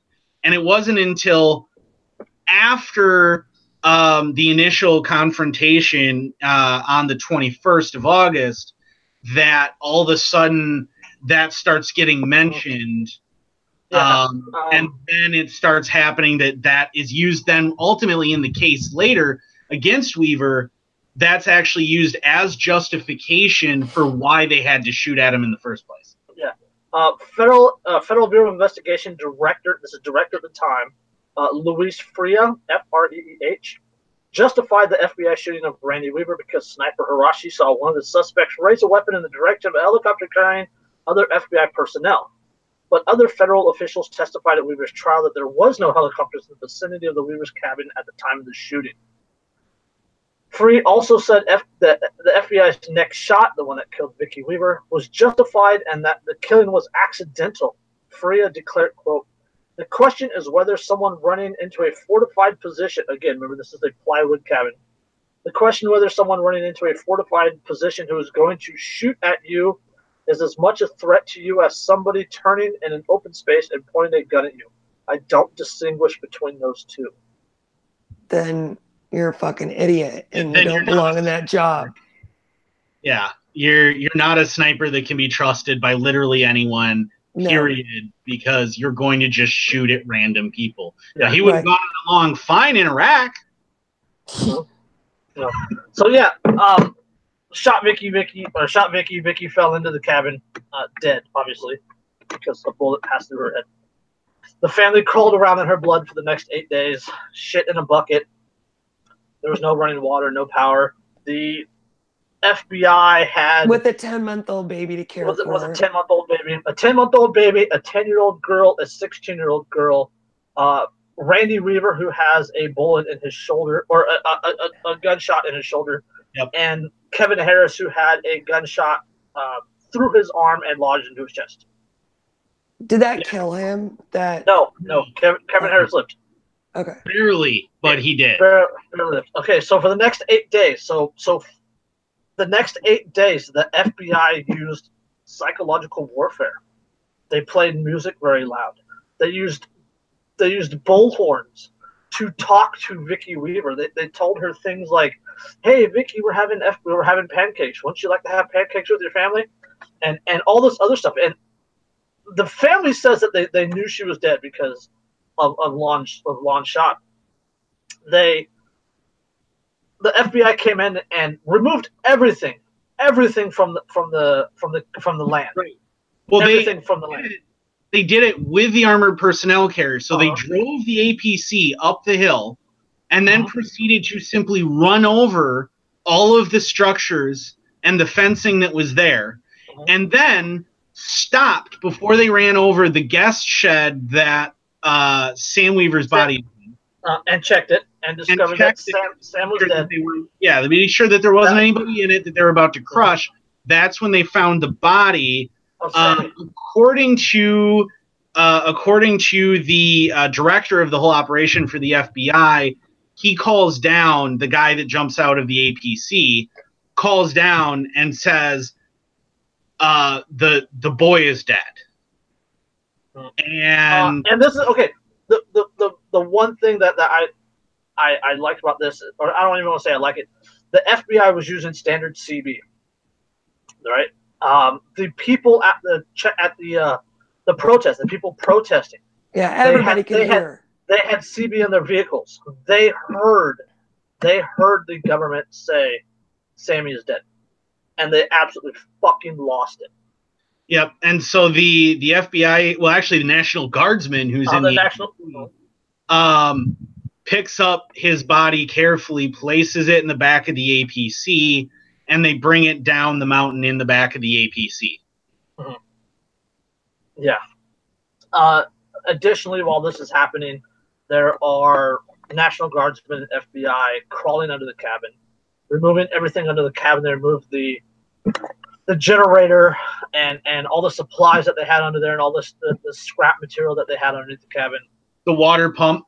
The ram pump that they had. This is why, Randy Weaver banging on the floor. Sarah Weaver tells in her book that she could hear them down there, and she could hear them whispering, and she, her and Randy, they were yelling at the people, and the people weren't responding, all that good stuff. So. Well, and meanwhile, too, again, Kevin Harris is yelling and screaming. He's clearly badly wounded, and they can hear him. You can't tell me that they don't. No, they fucking knew. They absolutely knew. Absolutely knew. So, about day 8, day 9 is when Bo Gritz came. Well, before we get there, I want to mention the one, in my mind, the one redeeming guy in this whole thing is Fred Lansley. He was the head negotiator, and he's the one who famously said that he was shocked and appalled to his core when he read the ROE. He's the one who tried to convince them not to take any shots. And he said that once they found out that Sam was dead, he said he went to the head guy of the FBI operations and said, "Are you going to let me go talk to them now?" And the response was to drive a remote-controlled robot up there and drop a phone off. With a shotgun. With a shotgun attached to it. Yeah. Which they left parked. Yeah. They left parked with it pointed looking into the doorway. And they had a camera. So you can't tell me that they didn't know that Vicky was dead. They saw it through the camera feed. Not only that, but the sniper saw her drop. Yeah. There's no fucking way he didn't. Yeah, you don't see, if you've never seen what happens to somebody when they get shot in the head, let me tell you, you will notice. I've heard it compared to punching open a can of paint. Pink mist. It's messy. So joked about calling canoeing. Yep. Yes, canoeing. I've heard that term too. And anyway, yeah, they fucked up all the place. And about I want to say it was like day 6. Yeah. Bo Gritz. Bo Gritz was a former leader. Yeah, he was a colonel. A former colonel. He was a former Green Beret. He was somebody that Randy had heard of and knew, and he ended up candidate at the time. Yeah. He ended up. Yeah, he was running for president. He ended up joining the protesters and ended up talking to the FBI and whatnot, and got a rapport with the FBI and convinced them to let him go up the hill and talk to Randy. Well, it took him 24 hours after he got there to convince them, because he got there and initially he showed up with a citizen's arrest warrant for the head of the FBI operation there and the governor of Idaho to have them arrested for their actions. And obviously he said, look, I know that I wasn't going to be able to actually arrest them. They're surrounded by men with helicopter gunships and an armored personnel carrier, and there's no way that's going to happen. But he said he kept telling them, just let somebody who's not in camouflage, body armor, and carrying a submachine gun go talk to him. Yeah. Yes. So Bo gets up there and he's talking to Randy, and Randy knows him, so they build a little bit of a rapport, and Bo is eventually allowed, or Bo eventually convinces Randy to surrender. That was day 11, yeah. Yeah. Or day 10. Day 10, Randy agreed, but they didn't come out till the morning 11th. Day 9. It was day 9, 8 or 9. It was day 9 or 8, 9 or 10. One of those 3, but they ended up going up there. So he goes up there. He rides on the APC. The APC parks a ways away from the house. He decides he's not going to hear Randy from there. He hops off and he walks up towards the door and yells, "Weaver, it's Bo Gritz," because after it's found out, because they have a radio in the cabin, and after it's found out that Bo Gritz is there, Weaver has told them, well, I'll talk to Bo Gritz. So they bring Bo Gritz up there, and Gritz talks to him, and the very first words out of Randy Weaver's mouth is, "Bo, do you know that Vicky's dead?" Yeah.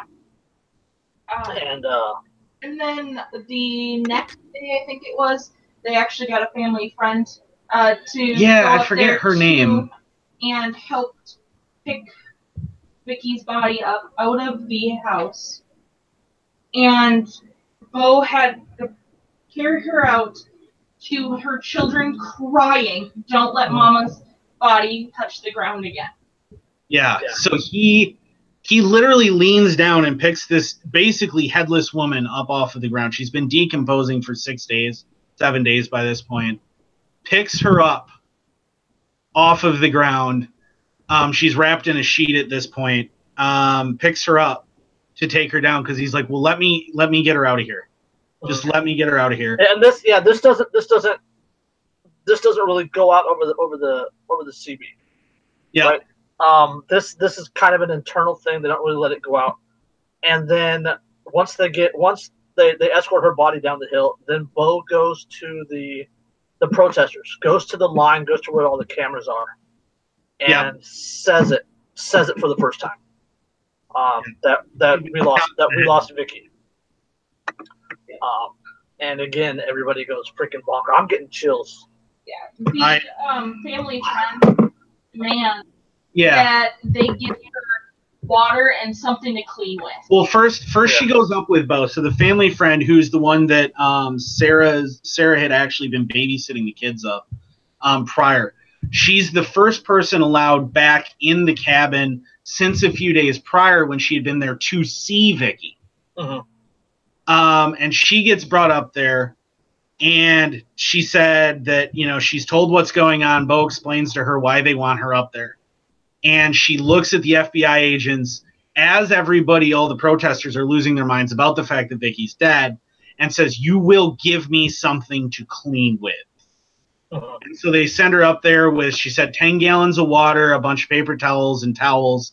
And she went up there and is let inside. So the very first thing she sees after the last time she's in that cabin, just a few days earlier, a week earlier, is this spread out pool of blood and brain matter and bone from her friend on the floor, with the kids wailing and crying.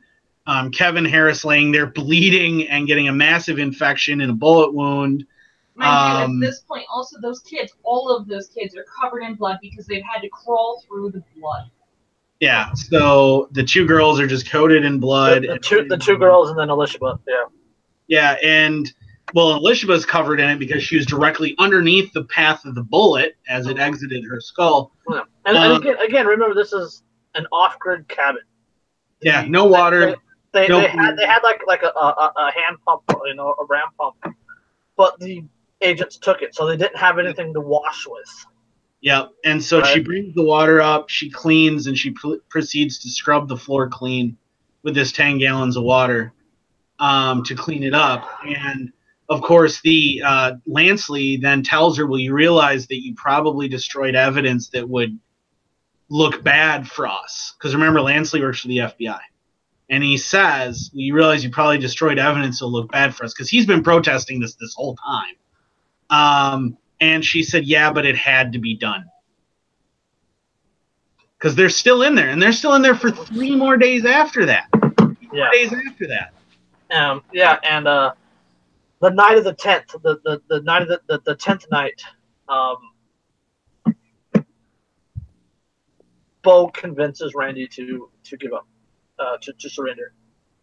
Well, he tries to convince him because when he gets there in the morning, Randy says that they prayed all night and had decided that they were going to have to be killed in the cabin, like they killed our mama and our brother. Yes. And does, however, convince him at that point to let Kevin get medical. Yeah, he does convince him to let him take Kevin down day 10. Yep. And he gets Kevin out because he actually said, I love the quote because it's definitely a soldier-to-soldier quote. He said, if I were on that jury, Randy, and you let this boy die to be stubborn, I'll see you fry. Yep. I think that was a big moment. I think that one hit Randy really well. Yeah. So Kevin goes. He gets he gets hauled down to like a tent, medical thing. Gets taken care of. Then gets flown to a hospital. They get Spokane. Needed. When they come up and get Vicky's body. That's right. They did. Bring, food and stuff like diapers for the baby and stuff like that. Well, because now they got everybody down there who knows that they've murdered 2 people. How are they going to let? And there's cameras everywhere. I mean, the eyes of the national media are on there. What's his name? Williams is reporting nightly on it at this point. I mean, everybody's watching them. So now they know that 2 people are dead. They have to do something. And then day 11, and that's when Bo convinces him. Because after Randy makes that declaration, Bo looks at him and he goes, because he had been told before he went up there, right, by the FBI. They told him before he went up there, if he doesn't surrender now, we're coming in. Yep. And that would not have been pretty. Nope. None of them would have come out. And I think looking at Randy's mentality, I think that he had made that decision they were going to die. But then when it's literally, if you don't surrender with me right now, this moment, you will all die. And I think he looked at the spot where Vicky had been. He looked at the kids and he realized, I can't do this to my daughters. Yeah, I think that's what it really was. Is he didn't want the girls to go also. I mean, Jesus Christ. So either way, okay, let's jump forward. We're running out of time. Okay. So they surrender. They come down the mountain, which really isn't that big of a mountain, but they come down the mountain and Randy gets hauled off to jail. And he goes on trial, and the jury, find the word would be. Well, he doesn't even go on trial for another. Another 15 months, something like that. On trial for what, though? What specifically was he charged with? Because did he fire any shots? No. No. But he was charged for the death of the federal agent, the federal firearms charge for the shotguns, for resisting arrest, for he was also charged for failure to appear. Randy wasn't. No, Randy was. Kevin was. Oh, yeah, Kevin was the one who was charged for the federal agent. Yes. Right. The rest of it, yes.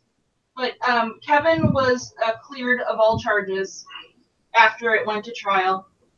Randy ended up serving another 6 months on top of the 14, I think he already did. Yeah, it was like 14 months before. Well, the trial itself lasted forever too. It lasted like It's still to this date the longest trial in Idaho history. Jesus. But he ended up sitting another 6 months for missing his court date. Was the eventual? Yeah. That was the only thing. They gave him 18 months for failure to appear on a charge that he was acquitted of. Yeah. The failure to appear, and he only did like an additional 3 months, with credit for time served. So. Oh, and they gave him a fine too. It was like a $10,000 fine on top of that. Like just this last little fuck you backhand slap to add insult to injury. We murdered your kid. We murdered your wife. We threw you in prison. We tried to murder your friend. Oh, but by the way, here's another $10,000 fine because you didn't show up for court that time. That we misinformed you about the date of by a month, possibly. Right. Jesus. Yeah, and so he gets acquitted of all these charges except for the 2, does an additional 3 months, and then they flip the script and they sue the federal. August 1995. They sue the federal government. Okay, the jury acquitted Weaver of all the remaining charges except for 2, one of which the judge set aside. Weaver was found guilty of 1 count, failure to appear, for which Weaver was fined $10,000 and sentenced to 18 months of prison. He was credited with time served plus an additional 3 months. And then he was released. Kevin Harris was acquitted on all criminal charges and released that day. In 1995, the U.S. government avoided trial on a civil lawsuit by the Weavers by awarding the 3 surviving daughters $1 million each. Randy Weaver $100,000 over the deaths of Sammy and Vicky. The attorneys for Kevin Harris pressed Harris's civil suit for damages, although federal agents vowed they would never pay someone who had killed the U.S. Marshal. Harris had been acquitted. In September 2000, after persistent appeals, Harris was awarded $380,000 settlement by the government. Randy, in the original lawsuit, asked for $200 million, and the prosecutor or the government lawyer, the defender, the public defender, the public defender for the federal government said that if that went to trial, Randy would have been awarded $200 million. So they settled and they gave the girls $1 million each. Randy got $100,000. $100,000. Yeah, family now all lives in Kalispell, Montana. Sarah's married. She's got kids. I think Rachel's married now too. Yep. Alicia was in high school, I think, last time. No, not high school. She in college or something like that. Anyway. Jeez. Okay. The FBI. Okay, this is one of the same. This is as bad as that is, and as angry as I am, I have to do this part too. Louis Freya. He was the director of the FBI at the time of Ruby Ridge. Freya found that 12 FBI officials were guilty of, quote, inadequate performance, improper judgment, neglect of duty, and failure to exert proper managerial oversight. Right? I mean, serious charges for an FBI agent, right? Yep. However, the heaviest penalty that Freya imposed was 15 days unpaid leave, and that was only for 4 agents. As the New York Times reported, Freya had imposed heavier penalties for FBI agents who used their official cars to drop off their children at school. Yeah.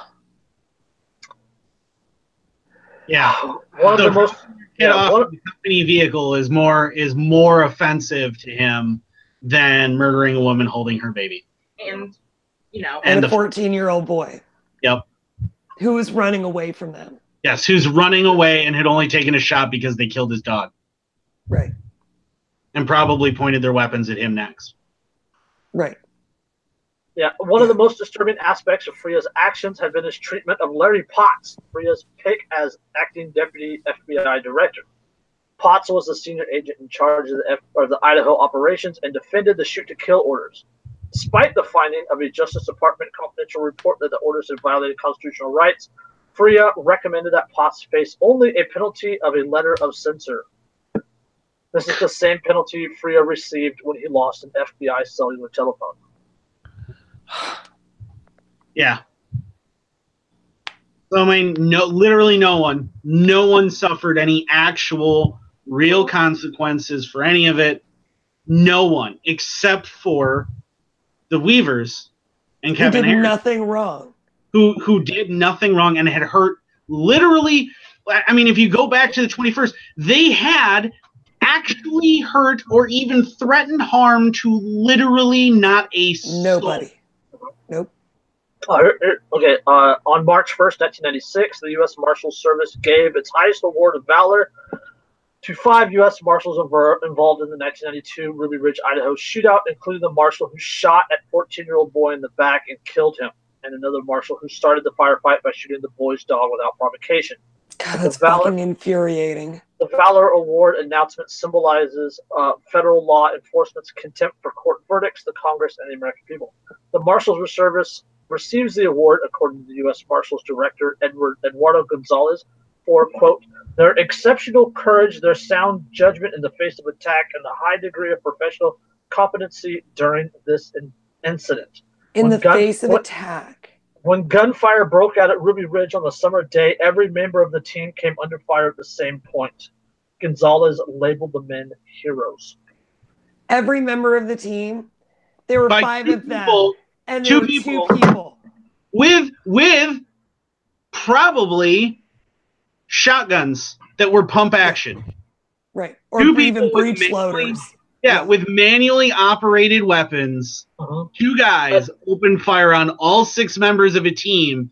And keep in mind, camo clad, wearing vest, carrying fully automatic suppressed AR or MP15 or MP5. And one of the members of that team wasn't even there because he was down the hill by Randy. Yep. I mean, I can't. You know, the only equivalent historically, the only actual equivalent to that is the awards, the Knight's Crosses that were awarded to the Einstadts for taking out the Warsaw Uprising. Jeez. I mean, that's the only equivalent I can come up with. Well, there's also there's like all the army operations against the natives in early American history that they were awarded for, you know, Fort Sumter and shit like that. Like, you know, well, yeah, I mean, there's that, I guess. And that's probably more equivalent with, oh God, a bunch of people with a bow and arrow and you slaughtered them with a Gatling gun. Aren't you valorous? Right. Aren't you special and courageous and heroic? Yeah. And you were actually like violating both Supreme Court orders and the Constitution and our standardized ROE, but boy, because you panicked, but boy, did you show good judgment in murdering that 14-year-old boy by shooting him in the back as he ran away from you, and accidentally killing a woman, you know, with a sniper shot, accidentally. A woman who was holding her 10-month-old infant. Yeah, holding her 10-month-old baby and running away from you into a building that was made out of plywood. Mm-hmm. Like, man, that 1 or 2 defensive shots that happened to go off on the other side, those were certainly scary. Yeah, but boy, that's scary. You fucking cowards. God. And keep in mind, pieces of shit. Well, on day 4 of this entire trial, that 5-month-long trial of the Weavers, day 4 is when Waco happens. Yep. Yeah. Yeah. And who was at Waco? Lon Hourichi. Yep. And the fucking DEA yet again, or not the DEA, the ATF yet again is there, and it's over ATF charges. And who was the president at the time? All right, Bush. Clinton. Oh no, that was Clinton. You're right. That was Clinton. That was Bill. It wasn't Bush Senior. Firearms. No. Ruby Ridge was under Bush Senior. Yeah. Was it Bush Senior? Oh yeah. Waco was. Waco was under Janet Reno. No. William P. Barr. He was the Attorney General during Ruby Ridge. And then Janet Reno came in with Bill Clinton at Waco. Right. But I mean, two presidents who historically were actually pretty anti-firearm and went out of their way to make sure that they signed laws that made it harder to import firearms, to transport firearms. I mean, keep in mind the assault weapons import ban, that's 1986. The first assault weapons ban was 1994. Yep, you have the And true you know what? assault weapons ban in 94. It's like to me this kind of like hysteria about sovereign citizens and things like that in the 90s that was causing this climate that was, you know, responsible for things like Ruby Ridge and Waco. To me, it seems like, I don't know, all these things always seem like one link in a chain to me. Like, oh, the Cold War's over. What do we channel all of our fear into now? We channel our fear into our own citizens turning on us. Like, now, you know, like they had to have somewhere to fucking point their aggression. Well, and think about 91, you hit 1991 and you have, well, we're going to channel it towards Iraq. We're going to channel it towards the Middle East here. But then that ends. Yeah. And now what do you... Desert Storm was what, like 8 days? 11 days, something like that. I mean, it was like next to nothing because the U.S. Air Force just decimated the Iraqi Air Force and the Iraqi Army, and troops just kind of rolled across the desert doing a whole lot of nothing for the most part. And so, okay, well, that wasn't the big scary war. That was anticlimactic. It didn't give them that outlet that they were looking for. Yeah, so now we need something else. And so Kosovo didn't pan out. Yep, Kosovo wound up being just kind of a quick police action. And I mean, don't get me wrong, I'm not disparaging the genocide that happened there, but there wasn't a whole lot for us to do. And so now it's like, okay, well, what do we have? We have gang violence. And we have, those scary guns the gangs have. Oh, look, and guess who else has them? White supremacists, neo-Nazis, sovereign citizens. Yeah. Militias that are going to rise up and overthrow the government. And, God. Yep. And then that's what you have until you hit a nice little convenient September day in 2001. Yep. Well, there's also 1995 with Oklahoma City. Oh yeah, which tied directly to Waco and Ruby Ridge. Yep. According to McVeigh's manifesto, I use that term. You know, I'm not a conspiratorial. I don't have my tinfoil hat on at the time, but McVeigh's manifesto, he cited Ruby Ridge and Waco as the reason for, as one of the main reasons for his actions. His actions at Oklahoma City. Well, and look at what you heard all the time on the media through the mid to late 90s, all the time about how all these people were scary because, they're talking about Waco and Ruby Ridge all the time, and you kept hearing that growing up. I remember that all the time. Uh-huh.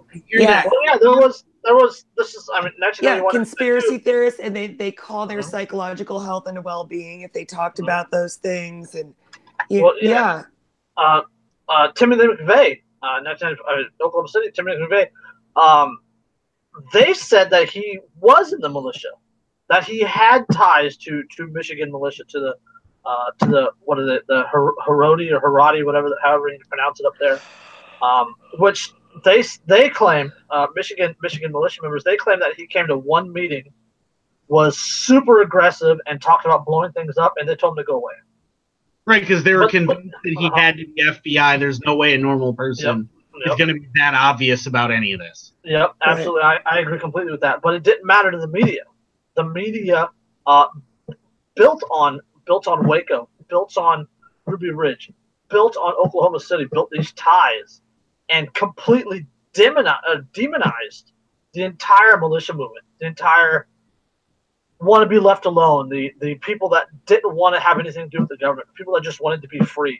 They all became, white supremacists, anti-government, sovereign citizens, right? They used all these catchphrases to completely living demonize in compounds with stockpiles and arsenals. And those buzzwords have stuck around to now. We still see the echoes of Ruby Ridge. In some ways, I mean, the echoes of Ruby Ridge, it forced an absolute standardization of FBI tactics to bring them in line with like the Constitution and things. But that little thing. Yeah, no, that, you know, but the actions of the anti-government, the actions of the militia at Ruby Ridge and Waco, the separatists. That's the big word, separatist. Yeah. The separatists that refused to be part of the collective. That was also a huge contribution to the people pushing the 1994 assault weapons ban. Yep, exactly. Because, oh no, there's all these, you know, and like, look at the Branch Davidians, right? Were they stockpiling weapons? Well, yeah, but nothing that they were stockpiling was really actually illegal, I don't think. Nope, or not at the time. Like, they just were buying a bunch of weapons, and so the government freaked out that they were buying all these guns. Yeah, so then after that, it was, what do you need an assault weapon for? Are you planning to overthrow the government? Like, in this whole thing, like, you're absolutely right. The media demonized and used that to push these agendas. The corporate-owned media is pushing these fucking you even saw political agendas. Yeah, you even saw their attempt to try and tie in '97 the high incident bandits, right? There was a little while there where they tried to tie them, a pair of Russian guys, I think they were Russian anyway, or Eastern European of some kind, tried to tie them back to the sovereign citizen thing, and they were paired with AK-47s.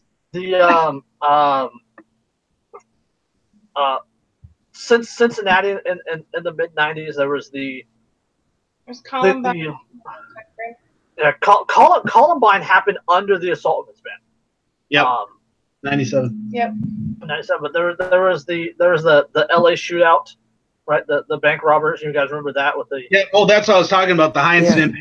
That was the North Hollywood shootout in 1997 as well. Actually. Yeah. There was a gang, a Irish gang robbing banks in Cincinnati, Ohio during that time also. And they carried scary ARs with you know big magazines and all that good stuff. I think I don't even think they actually had AR-15. I want to say they had AR-10s or maybe 170s too. Like, they didn't even actually have what. There was also some incidents happening in the Pacific Northwest and Oregon and Seattle, Tacoma area. Florida was blowing up. The Springfield shoot, or the like Kip Kinkle in Oregon, and I remember that. Yeah, there was also the big skinhead push in the Pacific Northwest at that time. So I mean, there was a lot of I was growing up there at that. I was in high school. there was a lot of pieces to this puzzle that people were putting together and saying, oh, these people, they don't agree with this, they don't agree with that, they don't agree with the collective of the United States, and that was another tool that they used. You know, they stood on the dead bodies. They stood on the bodies that the government killed. Well, and that's all riding that wave of post-Reagan hyper-patriotism, right? The post-Cold War uber-nationalism, the first World Trade Center attack was what, 91? 91 or 92, or no, was it 93? I thought it was 94. I think it was 90. I mean, it was 93. Yeah, I think that was right. 93. I think it was 1993. I want to say, because I remember that vaguely. Yeah, that sounds right. That sounds about right. And I would have been like 7 years old at the time. Yeah, I was 13. In 94? In 94, I was going to kindergarten. I was 13 for most of 94, till August anyways. Yeah. Fucking youngsters. Yeah, I know. I'm like 8 months older than Derica. Yeah. Youngsters. Well, anyway. We're 80 babies. Me and Jason. Yeah. Back when music was good. Hell yeah. I was born in 86. I caught a good chunk of the 80s. I was born in 88. I was 2. Yeah, but you guys don't remember the 80s. Yeah. Jason and I remember the 80s. See, I remember 89. Like, that's the earliest year I can remember, I think, is 89. Because I do remember, like, the lead up to the fall of the Berlin Wall and stuff. And I do remember that. So I remember the 80s. I'm not going to go there. But I remember 1992. I remember watching Ruby Ridge on the evening news. I remember watching Brian Williams cover it and Geraldo Rivera cover it. And I remember my dad and my mom arguing about it. I remember watching it on the news too. Yeah. And I remember watching the Berlin Wall fall on the news. And I remember, I do remember you remember Challenger? Yeah, Challenger was the year that I was born, y'all. Yeah. I remember Challenger. Yeah. Yeah, you look at that though, and we all kind of grew up over this time period where we remember how Ruby Ridge and Waco and they're worried about that and they're pointing to that. That was the buzz term for domestic terrorist. Mm. That was the buzz is, these people are domestic terrorists because they think the government did people wrong at Waco and Ruby Ridge. And it's like, or they freaking lies. So you can't just murder a woman and child and then 80 people can't be burned to death without somebody being blamed. And I think the blame lies squarely on the people who started the frickin' fire with the tear gas and drove a tank through the wall. Yeah. And the people who pulled the triggers and... Yeah, I feel like they're the people to blame here. And even when I was a flaming statist, even when I was nuke the Middle East, turn it to glass type of status, I still believe that the government was responsible at Ruby Ridge and Waco. Oh yeah. And again, the people, several people who were there at least as long ago, as close to the incident as like 99, 2000, were even in interviews saying, no, the government is freaking responsible for this. Uh-huh. Right. And they were there. They were part of the operation and protesting the whole time. And they said we were freaking responsible for that. I remember watching the coverage and thinking, why do they have so many cops? Because that's all I identified them as was cops. Why are there so many cops for just a couple people in a shack in the woods? Uh-huh. Well, and that's I remember thinking the that. leading Like, why negotiator kept saying too. Was why are we doing this for a simple barricade? Why are we doing my God! What? All right, we're running out of time, but I have to ask this question because it's been on my mind, and I made a Facebook post about it on the 21st, and I want to get your guys' opinion on it. If Ruby Ridge happened tomorrow, if modern day, absolutely modern day, if everything played out as it had in 1992, or 1999, 1991, 1992, if everything had played out now as it did then, what would the Ruby Ridge situation look like? I don't think it would look all that different. There would be more media coverage, but I don't think it would be that different. The Weavers would still be smeared up and down by the fucking media. Yes. Yeah, I don't think we fucking learned anything. And you know what? And the agents involved would still be lauded for their valor and for their fucking courage. And they'd still get awards for killing innocent fucking people. I see nothing in American society that tells me that America has learned one goddamn fucking lesson from any of this. I don't think it looks the same at all, actually. Really? It happens way more. I think it happens way more quickly, and everybody's dead. Yep. I think the cabin blows up. And they call it a meth explosion or a gas line eruption or something like that. They just drone the cabin. Yeah.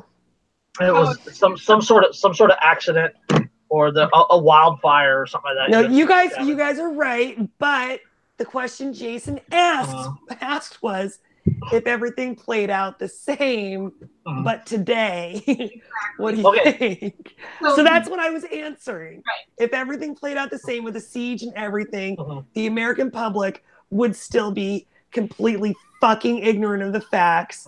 The cops would still get awards. However, the 3%ers and the militia would still get demonized. Would still number one they wouldn't do anything. It would not look like Bundy Ranch at all. But see, that's where I was going. Is I think that you might have seen what you probably would see is you wouldn't have seen the protesters be allowed to be right up there by the barricade. Hell no. You would have had a whole bunch of armed protesters up by the barricade. You would have, just like we did see with Bundy Ranch and with the with the takeover of the federal building. Mueller and the gold mine in near Medford. That was right after Bundy. That keeps getting forgot. Right. Yeah. I think that a good enough portion of the American public are chomping at the bit to get the Civil War started. I think there are a number of people that happen to have guns that are willing to show up and protest the way they should. Well, but I think we are at a point now versus then that we would be bringing those firearms to that not peaceful signs and all. I kind of feel like the point we're at now, like you guys know Les Miserables and how it's about the students that were trying to spark the French Revolution, but what they ended up doing was dying behind their barricade, and it did very little at that point in time. I think that's what would happen as of right now, because yes, there are people who are waking up, there are people who are already awake, there are people who are willing to die for it, but there's not enough. There's still too many sheep, there's still too many people asleep, and there's just still so much nationalism, so much patriotism, and people are so divided over stupid bullshit that doesn't fucking matter. But remember, I mean, if you study the birth of the American Revolution and you look at that, I think where we're at stage-wise, we are after the Boston Massacre, but probably not quite to people. Okay, I'm gonna change. I want to get something right here. If that happened today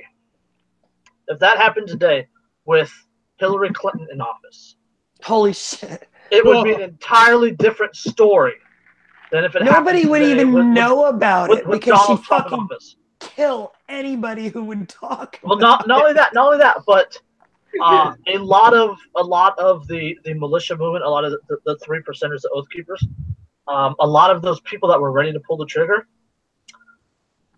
they would have lost their shit if Hillary have been appeased by Donald Trump. That's true.